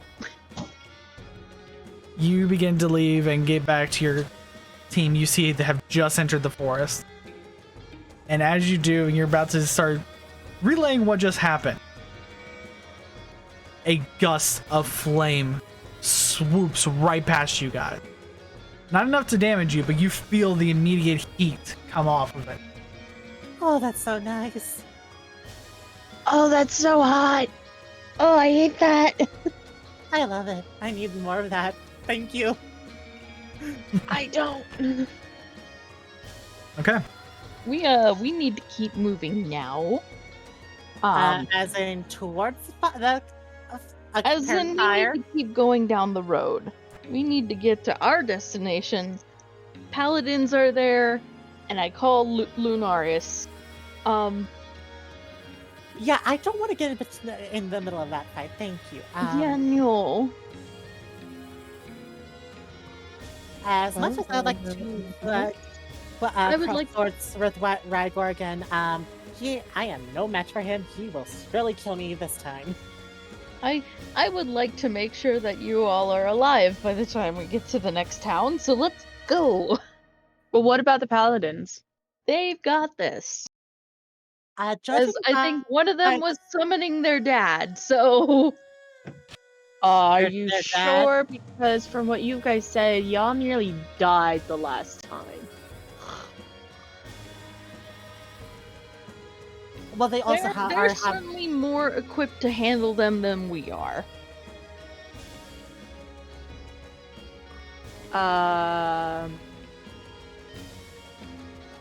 Yeah, no, we're not doing this. We're not debating on joining the fight. We have our orders, and apparently we're under orders not to engage straight from Lunarius. So let's go to Candlekeep to continue investigating the cultists. Maybe we can find their base and report that back. The cultists over there? You guys all, as you guys are deciding to leave, you guys look out and you see Nyx just like staring at the space at this space in the sky, and is just like dumbstruck for a moment. What are you looking at? What is it? As you kind of like follow his gaze up, there is this small black orb floating in the sky. And then Time to leave. everything within 90 feet of that orb is ripped from space. Oh fuck! Okay, we are dealing with black holes. Let's go. Yeah, no. You guys all hear the sound of screams and pain. And you look up Rygor and the other Archmage, who are just floating in the sky above it, just out of range of it. But you hear Randolph screaming. Oh fuck! Oh no, no, don't. Oh no, don't do this, to us. medium. Black Star is such a war crime spell. But it's so great for How far dramatic away effect. Are they, the two archmages? You guys are literally just out of range of this spell. I'm asking how far away they are. About 100 feet.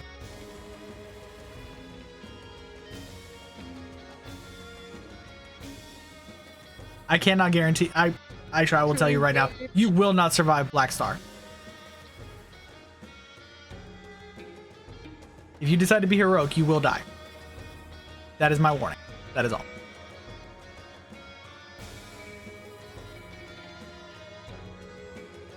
Anyone who does not help get this cart moving, I am going to hit over the head. Let's go.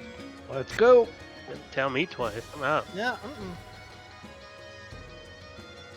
I had to get a natural 20 on my wisdom saving throw.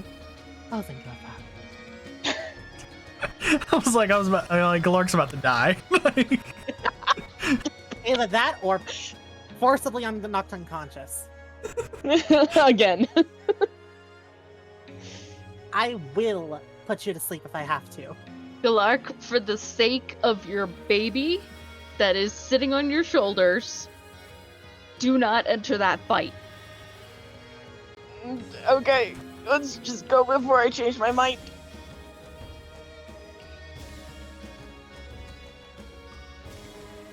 I am using your baby dragon as guilt against you, but we gotta go.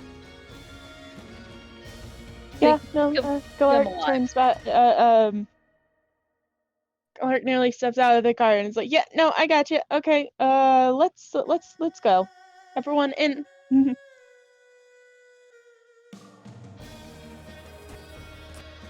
Wait. Continue. I just need to look up something real quick.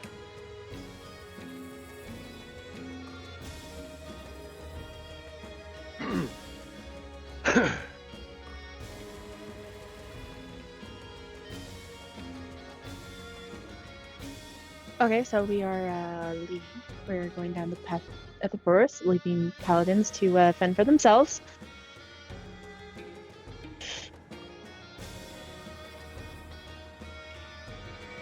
Go fastly.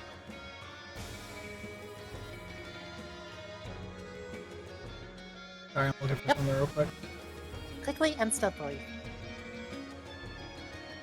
IR is fast. Yes, IR is. Oh, they changed the name. There it is.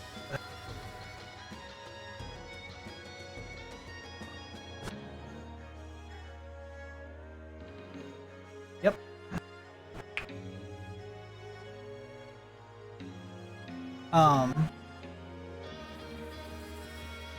You guys go by the Black Star Fates. And Rygor and the other Archmage begin to descend, not noticing your cart yet. They begin to descend down onto the field. Through the forest, and what you can see, trying to be stealthily moving along, you see Randolph standing there, severely hurt. You see Steven near death's door. The white dragonborn and the blue dragonborn that had joined them are both gone. The Genasi, whose hair was bright red flame, has almost died down to a black cinder. Next to him is lying the body of an Ifriti, unconscious.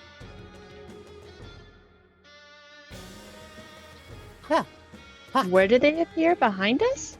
No, you're walking on the path. You guys are taking the cart on the path slowly. You guys are like looking through the forest about 60 feet ahead, about 60 feet away from are these paladins who just completely got their shit wrecked. Galark cast Mad Dash himself, and he gets an extra 10 feet movement speed, and runs over and prepares to cast Healing Word as soon as he gets there. Fuck me! What? I'm sorry! Why? Oh, Rygor sees your ass too. Okay. I'm sorry. Emily, god damn it! Sorry. The other mage didn't Can I notice you, but stop her Rygor from sees you. rushing? Can I stop her from rushing and like knock Galark out unconscious? It's like, oh no, you don't. I mean, it's happening, and I'd like to put the ring back on, please. I'd like to leave. Please. I'm not abandoning you guys. I promise you that. Galark, I need a One wisdom for saving throw from you, something. please. What? I need a wisdom saving throw from Galark, please. Is this because of spawn or because... No, because you drew that a target of Rygor and fucking level 20 archmages. That's a 17. You caught Rygor's attention, and 23. because of the distance, you get there and start saying your healing word, and Rygor puts his hand out and casts Hold Person on you. You said 23? Yeah, that's 23. You make the save, thank God. Yes! You break through and cast your healing word. You only can target one of them. Who are you targeting? Randolph or Infernus? Or Steven? Infernus is the Afridi, in case you're wondering. Infernus is the Genasi. The Afridi is his father, Okay. yeah. Okay.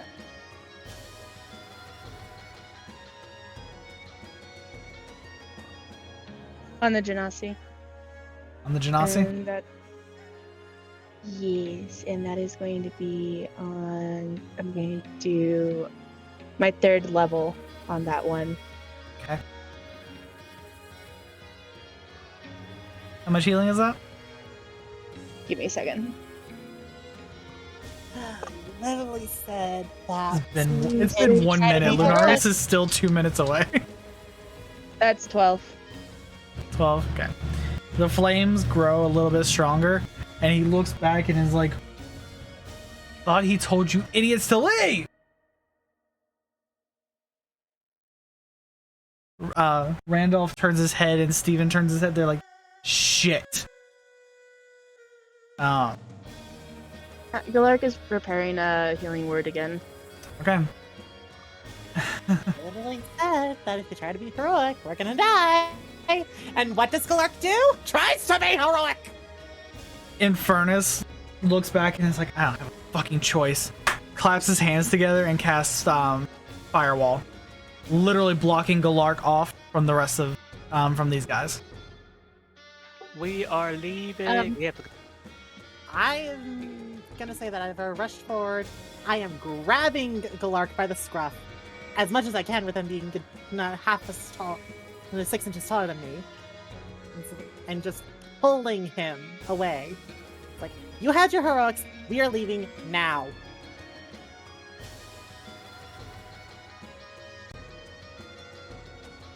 Yeah, Infernus is like, no, you guys can't be here. No, he blocks you guys from the line of sight. Still see Rygorn. Rygorn is now like floating just above the wall of fire and has got his eye. Is literally is watching your cart now. You proud of yourself? You proud of yourself now? We're gonna die thanks to you. Congratulations. Didn't mean to, it was pure instinct.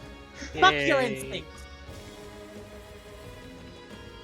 I will would say, as you're pulling Galark away, you see somebody appear right behind Rygor and just quickly drive their rapier into his back. No, damn it. Cut the cloak. Wrong I'm mage. just gonna, Wrong I'm name. just shouting that at whoever is stabbing him. It's you recognize it as Randolph. Randolph Misty stepped up to Rygor for a sneak attack. How far away is everyone there? You're Oh no, you don't. We're 60 You're feet coming with away. you two sisters are 30 feet away from the fight with a wall of flame between you guys. And literally the paladins using every trick they have, including their fucking smites, to stop the mages from killing you guys. Galark cast bless on them. Do you have to see them? I'm checking my spell. You bless up to 3 creatures of your choice within range. Okay, yeah. They are blessed, and they are thankful for it. But they are telling you to get the fuck out. Dude, now might be a good time to use your horn for some friends. I can use my horn? Oh. I use my horn, and you hear this. I hope you guys can hear this. Yes. Oh my god. Which one did I give you? The silver one? Yep. Nice.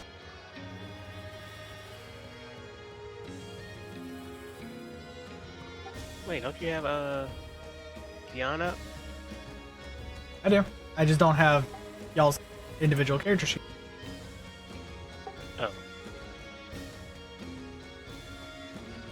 Oh. I currently had a spell book open so I could make sure I knew what saves were for spells. Okay, this horn summon.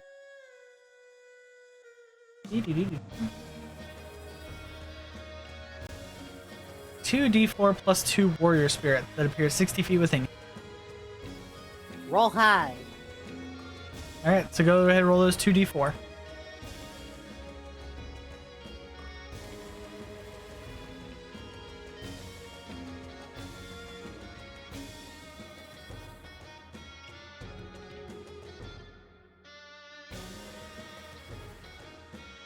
I have a question about that spell, or that ability, but I'll ask that after the game. Ton me. About which ability? The horn's ability, if I could technically use Bardic Inspiration to help him summon more than just the 2d4. No, that one doesn't work for 6? Nice. You roll a 6 on the die, so you get 8. Whoa, 2d4 plus 2, and I rolled a 4. Plus Okay. 2. So 6. 6 warrior spirits total. These 6 warriors, 2 female, 2 and 4 male, all appear carrying axes, swords, and spears. They're 60 feet around your cart. Within 60 feet around your cart, are you summoning? You're 60 feet away from the wall of flame. Where do you want to put these guys? Actually, I liked how you said it. They're like right around the cart. Right around the cart? Okay. Yeah. There are 6 spectral warriors surrounding the Dimitri cart. And Susan.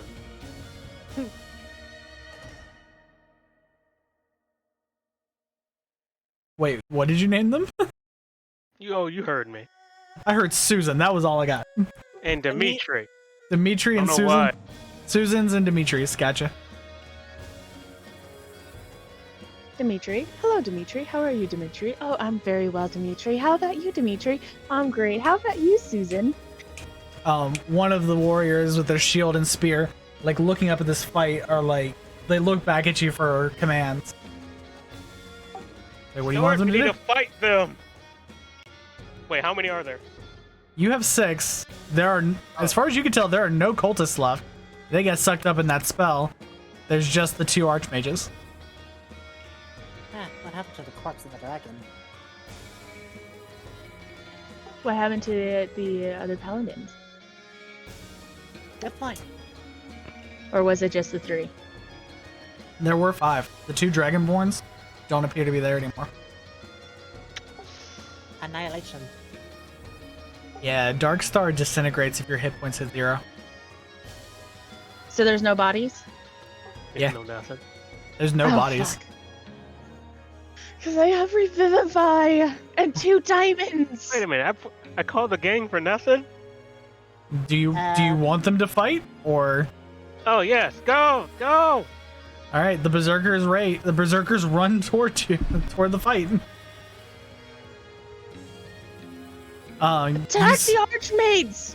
You see Attack the ones Randolph with the his rapier in Rygor, looks up and sees the spectral warriors coming towards her, and he just shouts out, "Run, you fucking idiots!" So we run. He pulls his rapier out and jumps off. No, you're supposed to cut the cape as well. You fool! Oh, Steve! No, not them. Him. Oh, okay. He's the fool. We gotta go. Okay, no more spells, no more abilities. Get in the cart. Let's go. I jump in the cart. Okay, fine. I swear to God, I will use my intimidation on every last one of you, and I will roll a natural 20. I just jumped in the cart. What the hell did I do? I think Galark did was purely on instinct, so, but you guys don't know that, so never mind. This is true. Your instincts are stupid.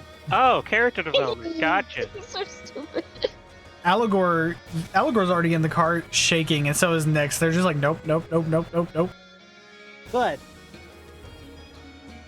From the whole fight, they're just like, no, we don't want to fight. Nope. And we'll address your misplaced instincts and heroics later. Whatever, just get in the cart. Galark is. What is your walking speed? I should say. You think I'm walking? No, we are dashing. Through the snow? Yes. To the Can cart. one horse at open least. fly? No, we have too many horses. Let's go. Forget it. Ha, funny. I am not forgetting my horses. Oh yeah, we're supposed to be laughing all the way, right? Good fucking God. Pick them into high gear. Let's go. Okay. The horses begin to take off, and you see the wall of flame disappear moments after you guys step away. The flames disappear. You guys kind of look back, trying to see what's happening. Standing in the road behind you is the Archmage that has the white diamond in his hand. And he's just watching you leave. Not taking any further action. He's just watching. Give me a second. No spells, no abilities. Sit Routine. down and stay quiet. Routine. Okay.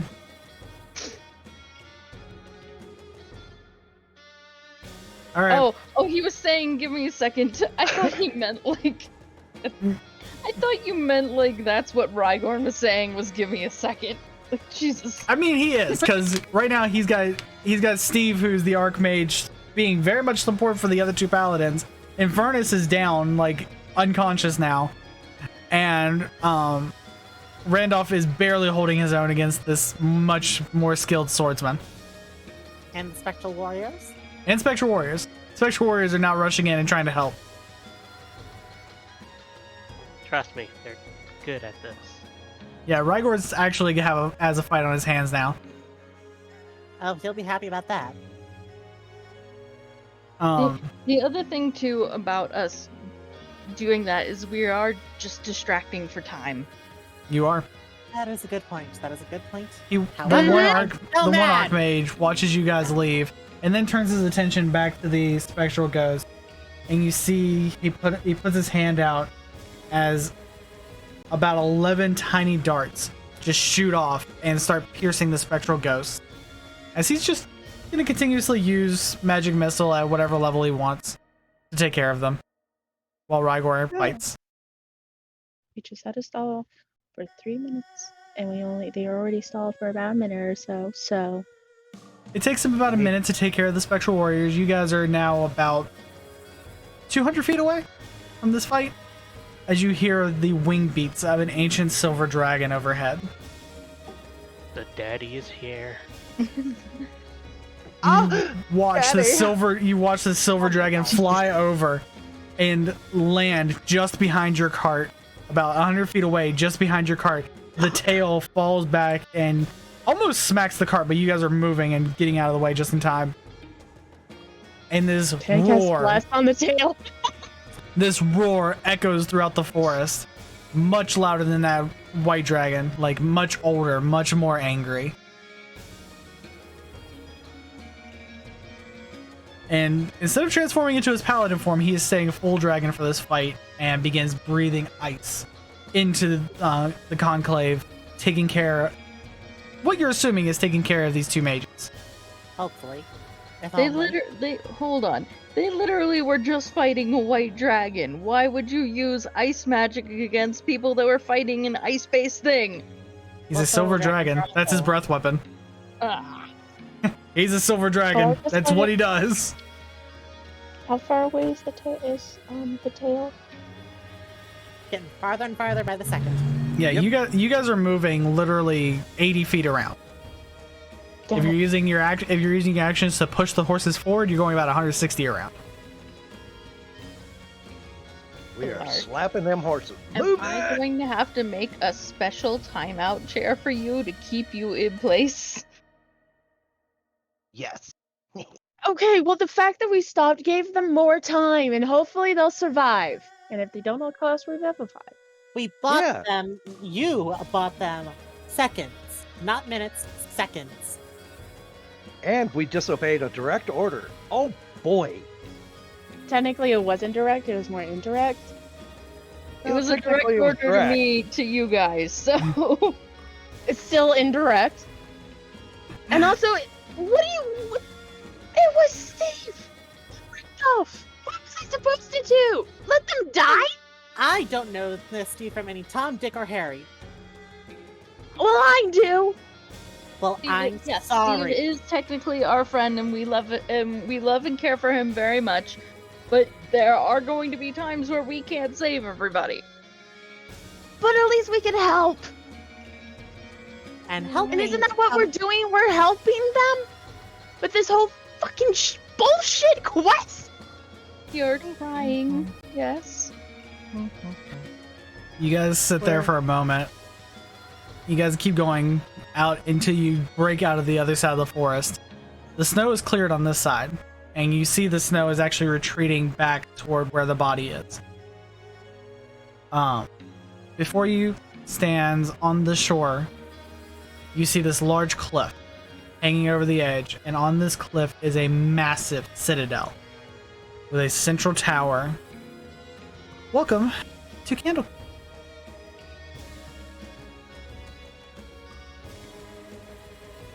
Also, there's a very angry silver dragon behind you. Galark, let me share with you a bit of wisdom. When we are severely outmatched such as that, any help that we might have been able to offer only becomes a hindrance.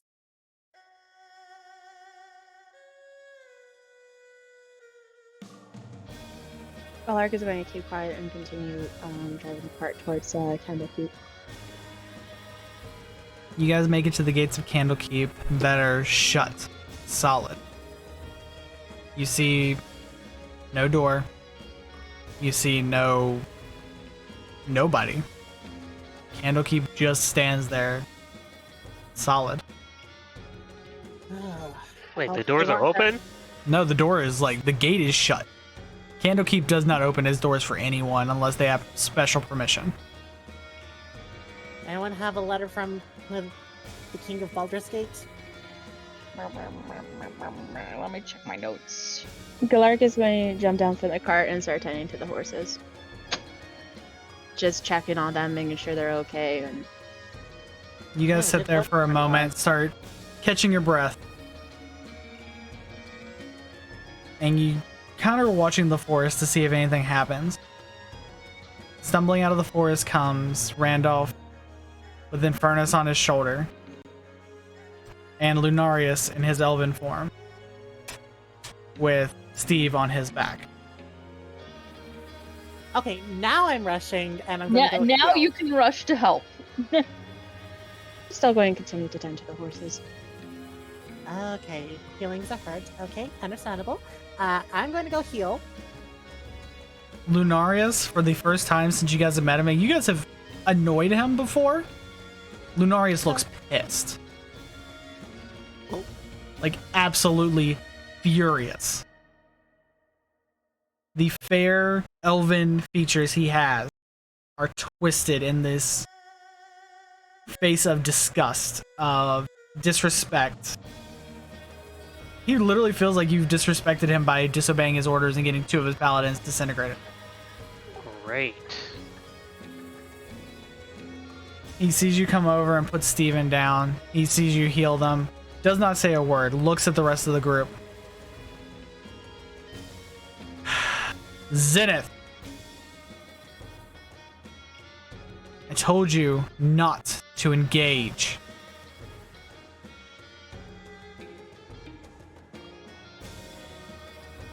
His eyes shift to Galark. I need everybody to make Constitution saving throws against his frightful presence. That's a natural 20. Oh no! Oh no! You are lucky. 21. I am outside of the 10-foot range. They are outside of my 10-foot range. They do not get benefits from my aura of protection. No, they do not. So natural 20, what does that bring yours total to?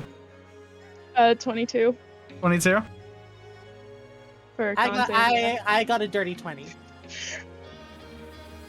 So I got a 13 plus 1. Yeah, I got so 21 as I said. the save of an ancient silver dragon who's older than most of Faerun is 24. Man. Man is old, like, and angry. Can I just focus on healing? You are not willingly getting closer to Lunarius, but you are focused on taking care of them. Galark, I am you are keeping my not head down. budging. Say that again. Your natural 20 does not make you want to run away from him, but you will not get closer. Okay. Everybody else, Oh, the you guys horses. are cowering. Yeah, I'm trying to keep the horses calm. Oh, the horses are frightened. They're like, nope, nope, no, no. Shh, it's okay. You're fine.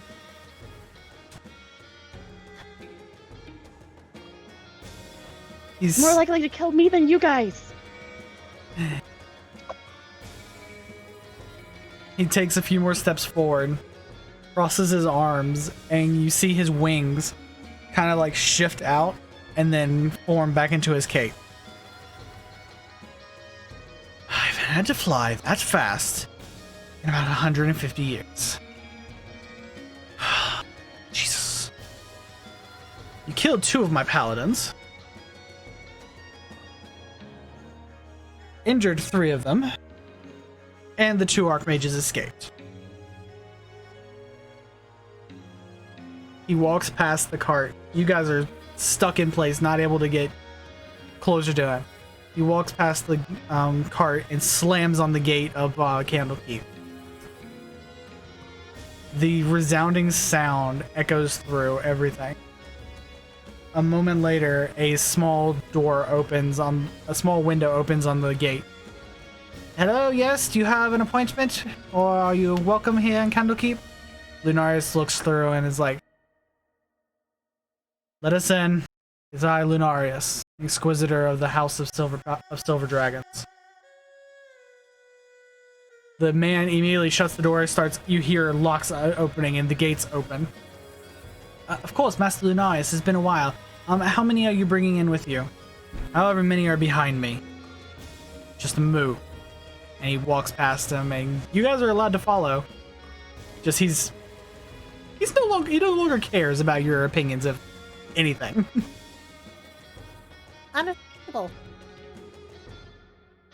Neutral. Ooh. as he moves away, you guys, the fear effect only lasts for a minute, so you guys can take your time. How are the paladins doing now that I've been healing them for what feels like a solid minute?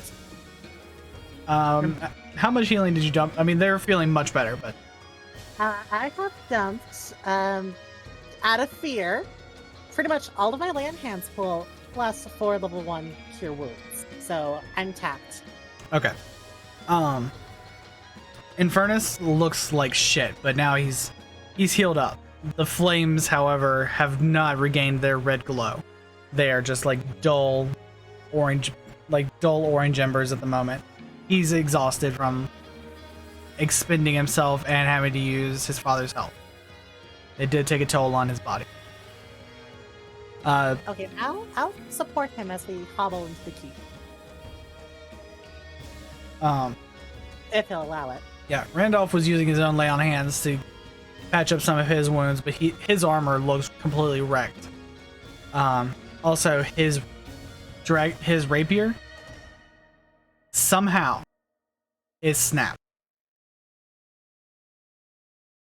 Darn, I wanted that. That was a Dragon Slayer rapier. He wanted that thing to be alive still. Alive, so to speak. Whole. Galark will wait for the paladins to catch up. Do they Steven is healed, but for some reason did not wake up. So he's just unconscious for now. Yeah. Can I do a medicine check just to see to the extent? For this one, it's actually an Arcana check. Oh. Yeah, no, I have a 0 in Arcana, so I'm not even gonna bother. Galark will. Okay. That is 18 18? total. He looks like he should be, like, you could just smack him awake. He looks fine. Like, there's no good reason why he's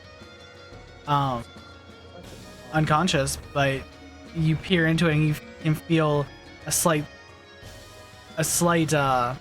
essence of magic. For some reason, it appears Steven is not in his body.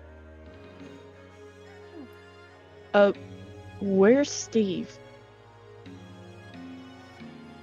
Randolph looks at you and is like, picks up Steven and he's just like, don't worry about it.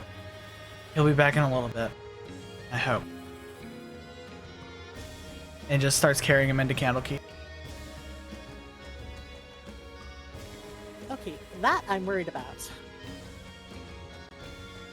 Yeah, I like Steve. So, yeah, me too. I'd like to go up to Galark and just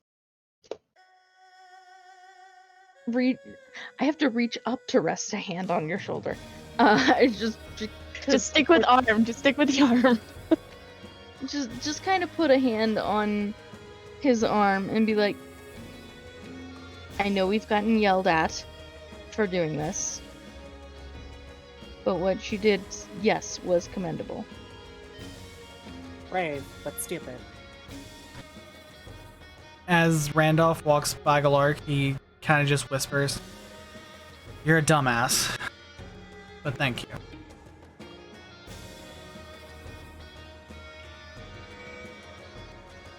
And for the Genasi may not, I'm not sure if actually Rhiannon knows his name at this point. The Genasi may not have survived if you hadn't healed him.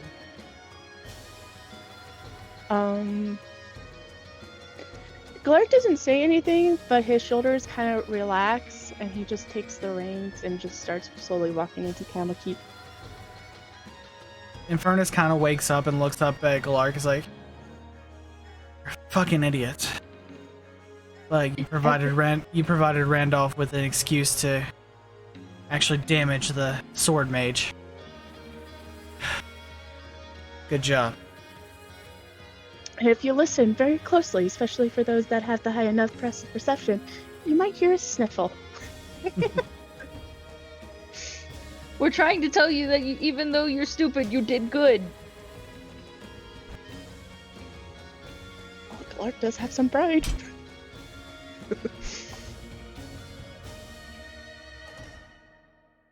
All right. My eyes are starting to sting. Fuck you. You're not the only one, dear sister. You guys I make your can't way tell in. if it's Emily or Galark crying over here. You guys make your way into Candlekeep, and as you pass the threshold, the air is very different. It was cold outside. Love you too, baby. It was very cold outside. As you step in, it's summer. Candlekeep is like at a perfect temperature. It's like beautiful in here. And Galark is now sweating. You step What, in, you went sweating before? weather is temperate. In my eyes. Yeah, the weather's temperate. You're just looking around, it's like everything's fine, but you also notice that there's music playing. You were just at the gate. There was no music. Okay. You look around. There are no bards. There are no common folk playing music. The music is just through the air. Randolph turns around, sees your confusion, and says, "It's a little complicated, but basically think of it as Candlekeep's magical. basically Candlekeep is a sanctum. The wizards who put up these spells made it damn near impossible to break in, and anything inside just is. Candlekeep is perfect for all scholars. In another life, I might have loved to come here. Count yourself lucky you're allowed in here. Not many are. Lunarius. Yeah. Where are the stables? The stables are immediately as you enter the gate. An attendant already Okay. takes your horses and has put them up. They have food, drink, and if you look past the stables, there is a large courtyard for them to run out in. Ugh, those poor horses. They've been through a lot within the last 72 hours or so. Lunarius is standing at the end of the gate. He is shifted out of his armor and into a more scholar-like robe, and is just looking at you all. Galark's shoulders tightening up again. We have things to discuss. Specifically with you, Galark. I've noticed you've changed patrons recently. You don't have the stink of a fae anymore. Well, that would be a good thing, wouldn't it? True, but it's someone I thought died long ago. So I'm curious on how that works. Me too. I haven't been able to speak with them lately. He looks over to Randolph. You three go to the healer. Randolph, whenever you get a chance, go to the blacksmith, see if they can repair your blade. If not, we may have to go to Neverwinter once more to recover it. To recover a new one.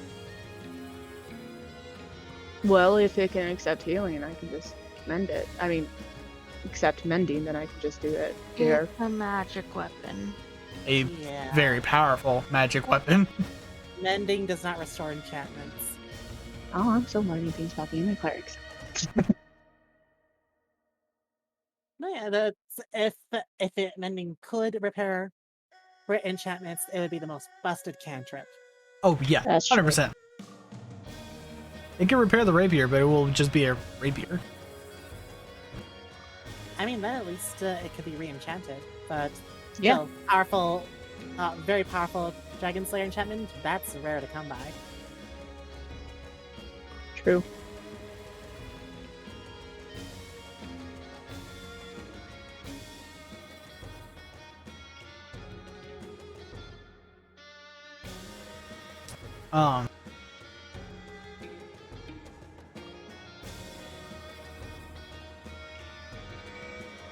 Okay, so with you guys being in Candlekeep now, clearly the enchantments here have not been breached by the dark magics of the cultists. That much is apparent just by being in here. Lunarius feels safe in here, thinking, as far as you can tell, just by observation, the cultists are not here within Candlekeep, so they must be outside of Candlekeep somehow. Somewhere.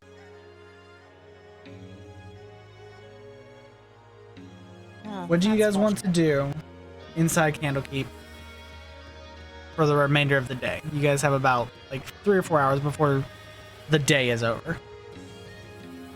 Oh, so soon? Well, let's see here. 5 minutes on the carriage. Or 5 It took us a miles. long time to get through the snow. The snow put you guys back a few hours. Yeah. Okay, never mind. I know that everything is nice and warm and delightful in here, but are there any shops that we can get like some cold weather clothes Yes. and supplies? There's only Galark one. doesn't There's use only public one transport. shop within Candlekeep. It's the 9 Candles Inn. Store. It is the only shop. It is the only tavern. It is the only place to sleep within Candlekeep that is not the barracks, where soldiers and the Burning Hand, and usually the Paladins that come by. That's where they stay. The only other place for anyone else to stay is the 9 Candles Inn. And it is literally the only thing in town, except for the library.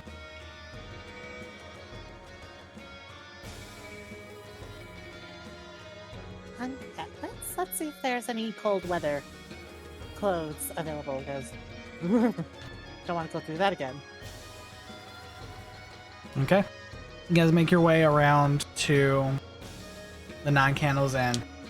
Inside, there are a handful of mages sitting around a table just discussing things. And they're literally discussing the most minute details about history, about science, about magic. They're just discussing anything they can think of. They see you come in. They're nerding out. Yeah, they're literally just talking. Because this is the safest place for mages in the world. They see you come in, look at you for a moment, and then go back to their discussion. They're like, okay, they're not important. Peasant. They're calling us peasant folk. Behind the bar is this rotund dwarf man. Just sitting behind the bar, reading a book. Looks up and is like, guests! Haven't had guests in a long time. Welcome to the 9 Candles Inn. I'm Bertram. What can I get for you guys today? You guys need rooms? You guys need ale? Need everything. Yes. The answer to all your questions is yes. All right. Well, rooms are a silver per room per night. So how many rooms will you all be needing? I have plenty of vacancy. Pretty sure we need. Do we want to double up on rooms or no? I'll go ahead and pay for Aligor and oh no, is Panther Lily allowed in here? I don't. Oh yeah, he sees Panther Lily running around and he's like, it's fine. Oh, okay. I mean, mages have familiars, so. True. I'll pay for Panther Lily and Aligor's room just because I know they're gonna need it. So that's. He starts counting people. It's like, I can do 7 rooms for 7 silver. I can throw in dinner and drinks for a gold piece cover it all. Galark is just going to take a gold piece out and put it on the counter.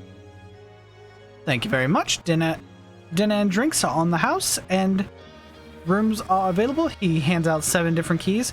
On the 3rd floor, rooms 1 through 7. Much obliged. Thank you kindly. Alright. Where can I sell this half plate? I don't need it anymore. I need to get rid of it. You just got it. No, I got a plate. I have a half plate that I need to get rid of. Right. Okay. Bertrand looks over and is like, well, I am the only person in town that buys or sells any goods, so I'll take a look at it. So let me see. He takes it off your hands. Oh, this is actually a really good set. I could... Looks it over real quick, opens up a book and starts flipping through it. It's like, see, I normally sell a half plate like this for 1,000 gold pieces. I would... No, wait, that's plate mail. Half plate I sell for 500. I will buy this from you for 200 gold pieces. Yeah, okay. Net gain of 199. Puts 200 gold pieces on the table, slides it over to you. There you are. And would you guys be interested in buying anything? I have clothing, I have armor, weapons of various kinds, anything the knights tend to not use anymore. Yes, absolutely, yes. Not sure if you're aware, however, there was an ancient white dragon that took over the forest last night, and we nearly froze to death, so some cold weather gear would be much appreciated. Cold weather And any attire. coverings for horses you have. He looks over to one of the mages. Hey, you guys know anything about an ancient white dragon in the forest? It's dead now. It's dead. As you say that, the mages peek up and like turn to you. Is like, oh, I know the 7 of you did not kill an ancient white dragon. Oh, heavens to Betsy, no. No, Lord Lunarius did it. Lunaris is And out hunting Paladin. dragons again. Oh, it's been a while since he's been on that crusade. Well, he's here. If you want to hear stories, go find him. He may not be in the best mood currently, so tread lightly. Shh, You know, don't tell them we'll- that. We'll talk to None him of that after. gets them into the dragon's maw, literally. Talk to him later about that. No, we did not know about an ancient white dragon in the forest. It's been pretty peaceful here, actually. As far as I'm aware of it, had only appeared within the last couple of days. I think it was last night, a couple nights ago, that the cold really started to creep in, right after that storm that blew through. Interesting. And then you kind of notice that nobody knows what storm you're talking about either.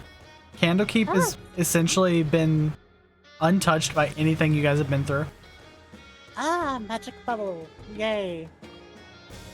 Okay, so never mind. Clearly, the fortress is very protected, and so you would not have noticed. We are curious about that ancient white dragon, though. Is the body still there? Could we go and possibly examine it? No, it's gone. Sadly, a very powerful spell was cast, and pretty much almost everything in the immediate vicinity that I saw at least, was destroyed, vaporized. Oh, very interesting. Would you? One of the mages kind of peeks up and is like, "Would you mind if I peeked into your memories to see what happened? I'm dreadfully curious." That's going to cost 10 platinum. 10 platinum? Absolutely. And he pulls out 10 platinum pieces and puts it in your hand. Now hold still. And puts his hand on your head. You really don't feel much. You just feel a sudden surge of energy through your mind. And they look through your memories and are like, very interesting indeed. After they get the information they want, they're like, here. Pulls out a piece of paper, writes down a couple of notes. The information you're looking for will be in the Candlekeep library, as to what the Cult of Dragons are looking for and the specific ritual that they're attempting to cast, because I do recognize it. This is the information you're going to need to find that information, though. I have a question as well. Yes, young elf. Would you happen to know anyone in the library that specializes in magic items? Like not creating them, but more just knowledge of. Yeah, I'm awake.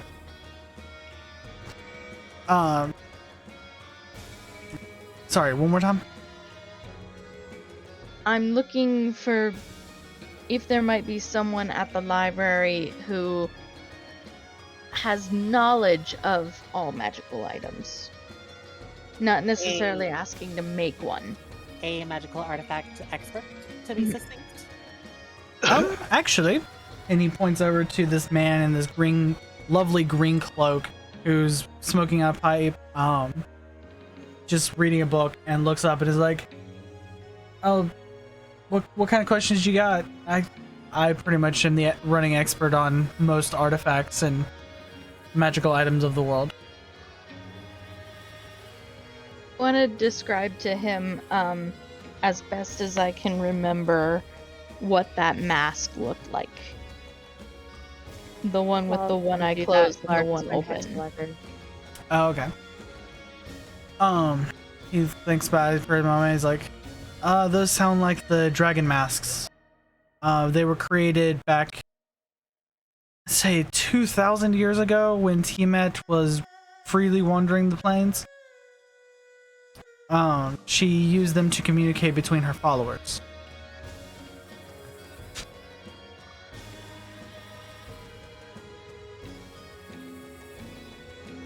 Okay.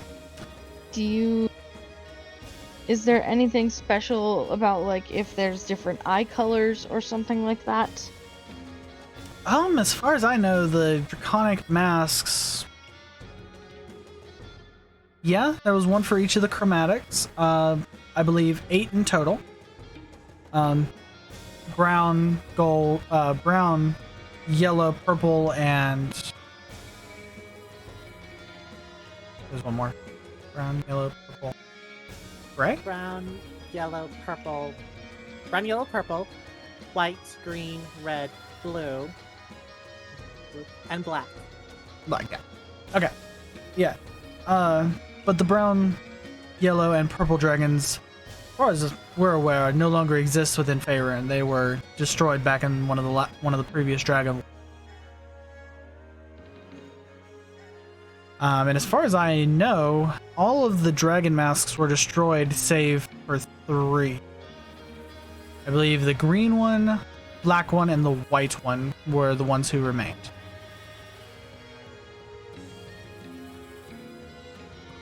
And to my knowledge, they have not been seen in the world in the last 200 years, I'd say.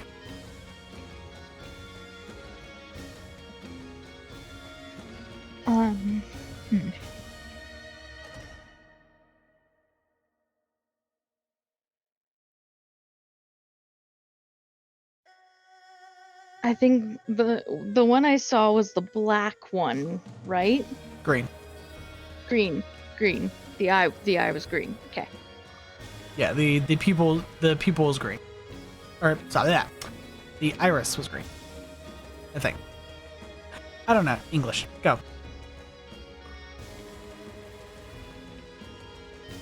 Now I'm gonna have to, like, as soon as this session's over, I'm gonna go research what fucking parts of the eyes are. Okay. Yeah, the basically the white part of where the white part of the eye should have been was black. The colored part was green. Let's go with that. Okay. Very vague description.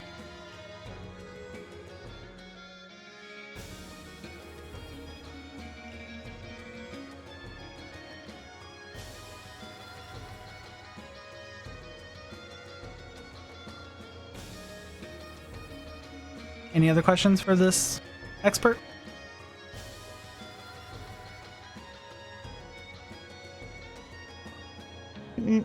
Not that I have. I was mainly curious about the mask. I'm still preoccupied getting the cold weather gear. Oh yeah, he returns a few minutes later with winter coats, gloves, hats, very thick cloaks to put over armor and such. Looks at you and says, "All right, we don't use this stuff, so I really don't have much of a price for it off the top of my head. But as for weight, I can give you the weight for leather cost, which is 15 gold pieces." I'll pay. Ooh. How about this? Let's split. We'll split. Okay. So we'll do 7.5 each. Mm-hmm. So that's 7 gold, 5 silver. Yep. He brought out enough for everybody to have at least one outfit.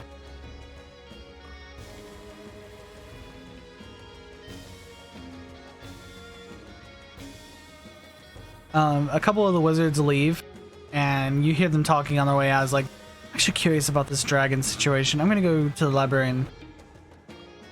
You said you recognized the spell, yes? And that's the last you heard as they leave the tavern.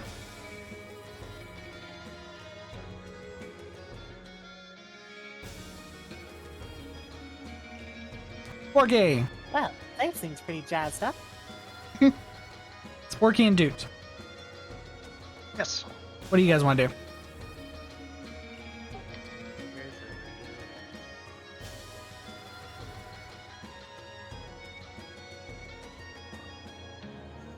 I don't know.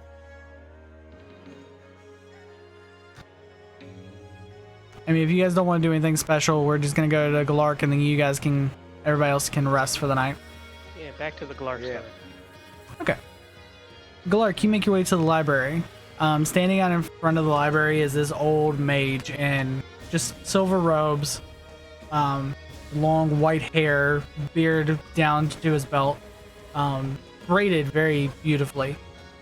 And he looks up and is like, hello, young one. There's something I can help you with. The library is currently closed to anyone who doesn't have a pass. Yeah.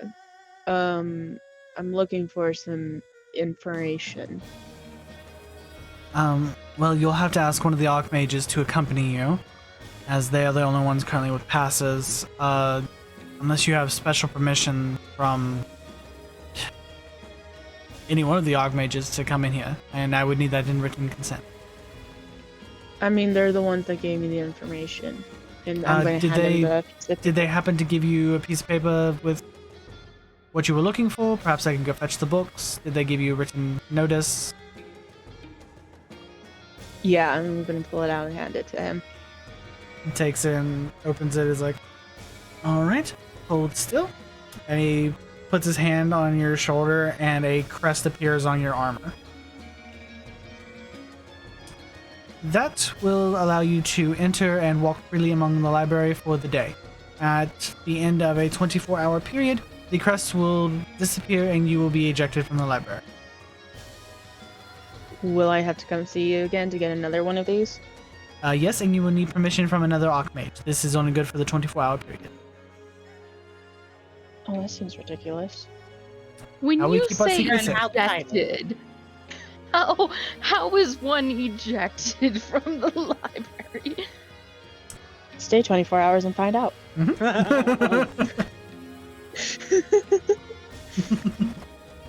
don't know if Galark would stay that long, but You probably won't Or have be to stay there. that long, but you have a 24-hour window to gather the information you're looking for. Does that include multiple visits?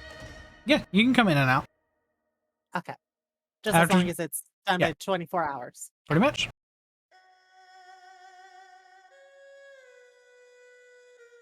yeah, You get Galark's the gonna- hint that some wizards have gone in here like during their apprenticeship and tried to stay longer, and they have now a system in place to make sure people don't overstay their welcome. I'll try to be out before the 24 hours is up. Can I have the paper back? He hands you back the piece of paper, and it has shifted into a very itemized list. It gives you the aisles you should be looking for, and what's particular authors have information on the subjects you're looking for, based on your memories and what the Archmage wrote down.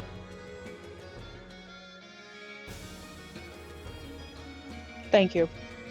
You're Okay. most welcome. Enjoy. And a white gateway opens behind him, and as you walk through. Okay. Somehow, the library is so much bigger on the inside than it looks from the outside. From the outside, it looks like a lighthouse. Like, it's big. It looks like a lighthouse. Like, yeah, you would think you walk in and there's a spiral staircase with books lining the shelves. No, this is a motherfucking labyrinth of knowledge. Older than most of Faerun. There's so much information here. You get the hint that as you're looking around, you're like, uh-huh. This is why we have a 24-hour limit. Because now I want to stay over 24 hours. Right? I would gladly spend my lifetime in a library like that. Fuck. Yeah, imagine TARDIS, but books. Okay, time to go reading. Okay. Give me a second.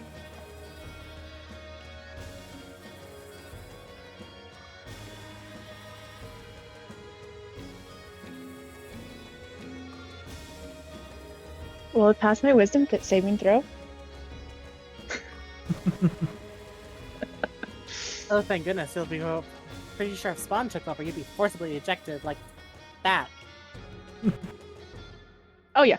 Oh yeah. I wouldn't be leaving the library. Ever. Oh yeah, you would be. In 24 hours, you'd be leaving.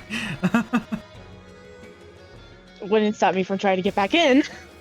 This is true, but you'd be leaving. But Galark is going to go looking for the books. Okay. Go ahead and you have the information you are for books that you're looking for. Go ahead and make an intelligence check. Try to general intelligence check.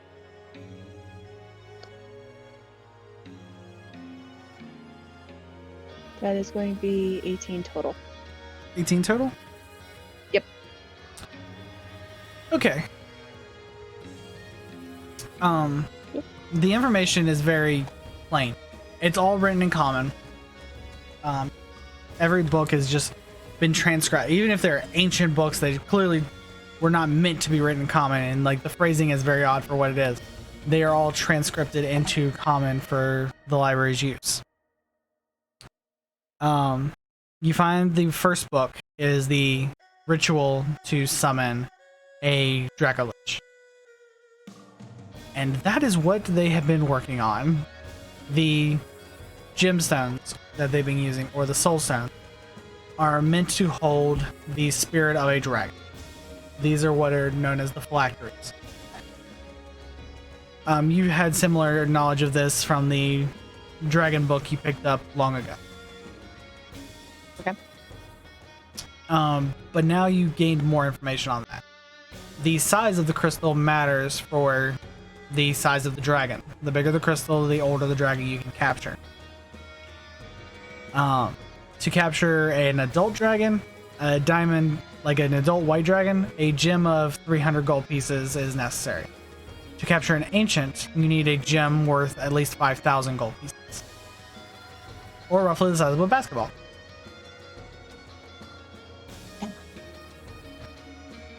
Destroying these gems frees the dragon's soul, but does not necessarily stop the summoning of the dragon. They can easily be coaxed back into another gem of similar size or greater.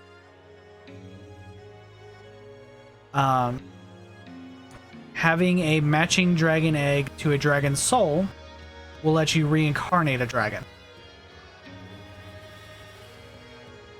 Okay, go to the bathroom, baby.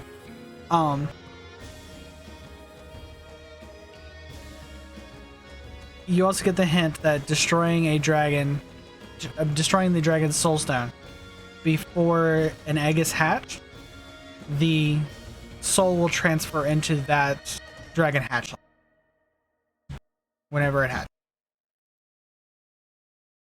Galark is going to stop and just stare at Rover. Rover looks up at you, and you see this toothy grin come across their face, and just like, oh, and then goes back to sleep. Ew, sneaky little dragon. Okay, back to reading. There is a very vague story in the back of this book talking about how dragons could be reincarnated to younger bodies, and these younger bodies could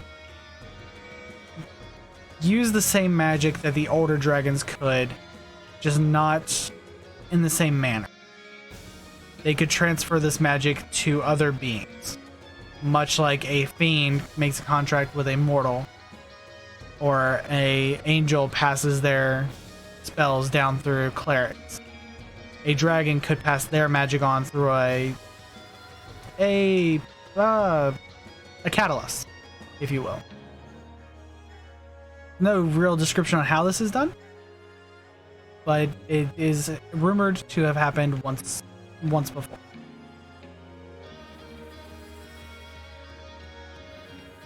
Galark is going to stop reading again and stare at Rover. Rover looks up and is like, "Meow." Just like nuzzles up on your cheek. Like, it's okay. Okay, well, if you want to give me magic, just let me know. You feel this like inkling in the back of your head, and a small but old voice goes, I mean, all you had to do was ask. Oh no. Oh no. You want to be a warlock cleric? We could do this. This could be a thing. No. Oh no. Well. Oh no. You're the main character right now. Oh. Y'all, whole last thing, I didn't have this planned from the time you guys said you were hatching eggs. Bitch. Oh fuck, I rolled an even, and even means yes. Cleric Warlock it is. If, Go on, I go will on. tell you right now, if Zen finds out about this, Oh, you're gonna find out. Hold up here. You are the most fickle little thing. Going from a Shadow Fae to an ancient dragon deity that was thought dead for who knows how many millennia, to being contracted with your own baby dragon. Wait, do I still get to keep my god? Yeah, you can keep your god. Your god's gonna enjoy this one, actually. It's gonna be great. Okay, good. No, Okay. you've got a because side This is like the best multi-class ever because you get the mommy issues and the daddy issues fighting over you. Hey, y'all, I'm gonna take off for the night. I'm getting real tired. All right. Okay, good night, Sporky. Good night.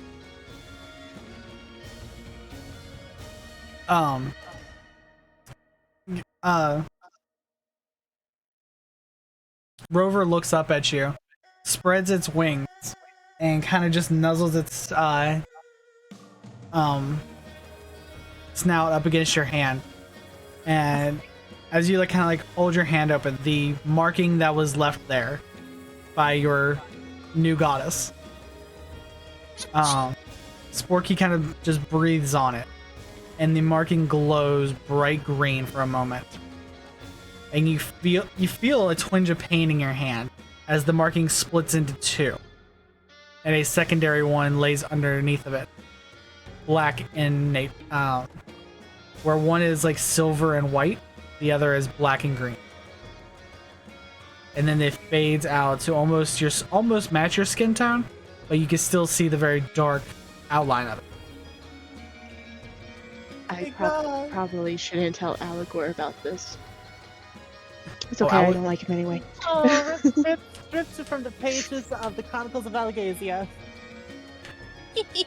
The love I have for Alagasia and Dragon Riders. Yes, all of this. Yes. The second you said the snout going for the hand, I knew exactly where you were going. Of course. I almost want to give you a dragon patron, literally a dragon patron, if I'm not going to go Dragon Rider with it. Right.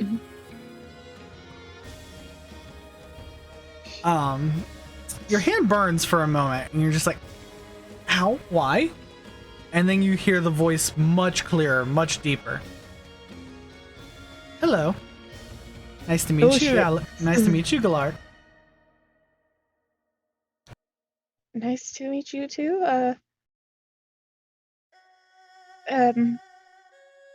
I've been calling you Rover, but I just realized I don't know your actual name. I kind of like Rover, actually. It's a nice little change from what I've been called for this last few centuries. Oh, Rover it is. Rover is fine.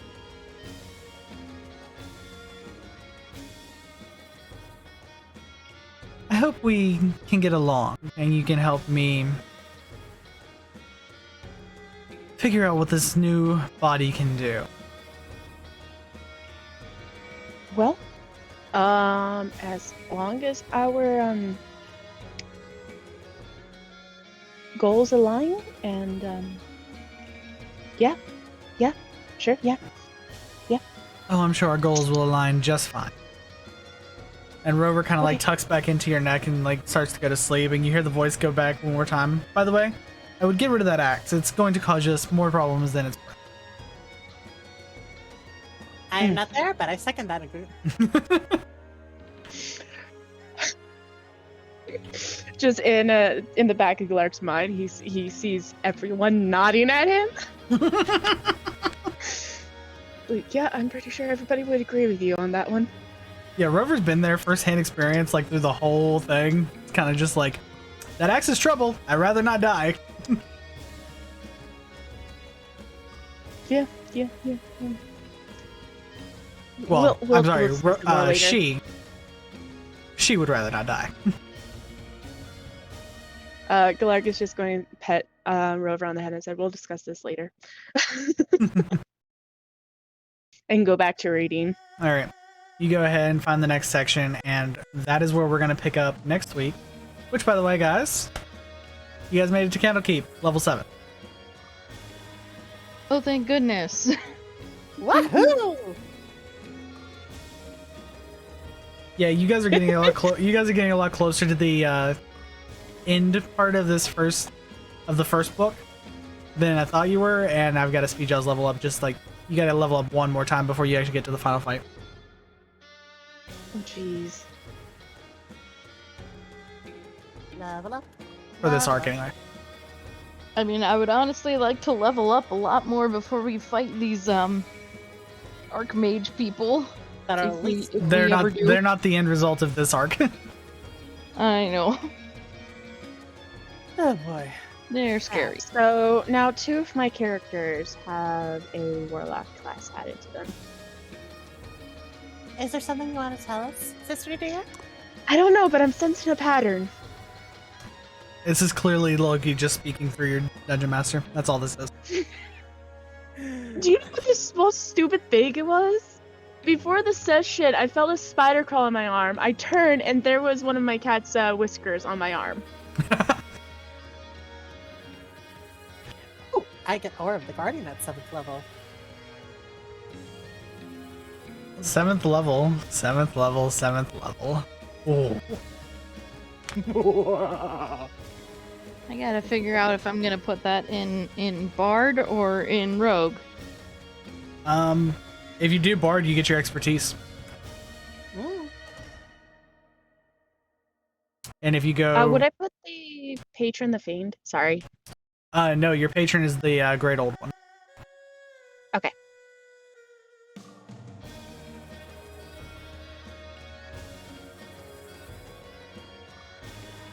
Yeah, dragons are considered the great old ones for patron wise.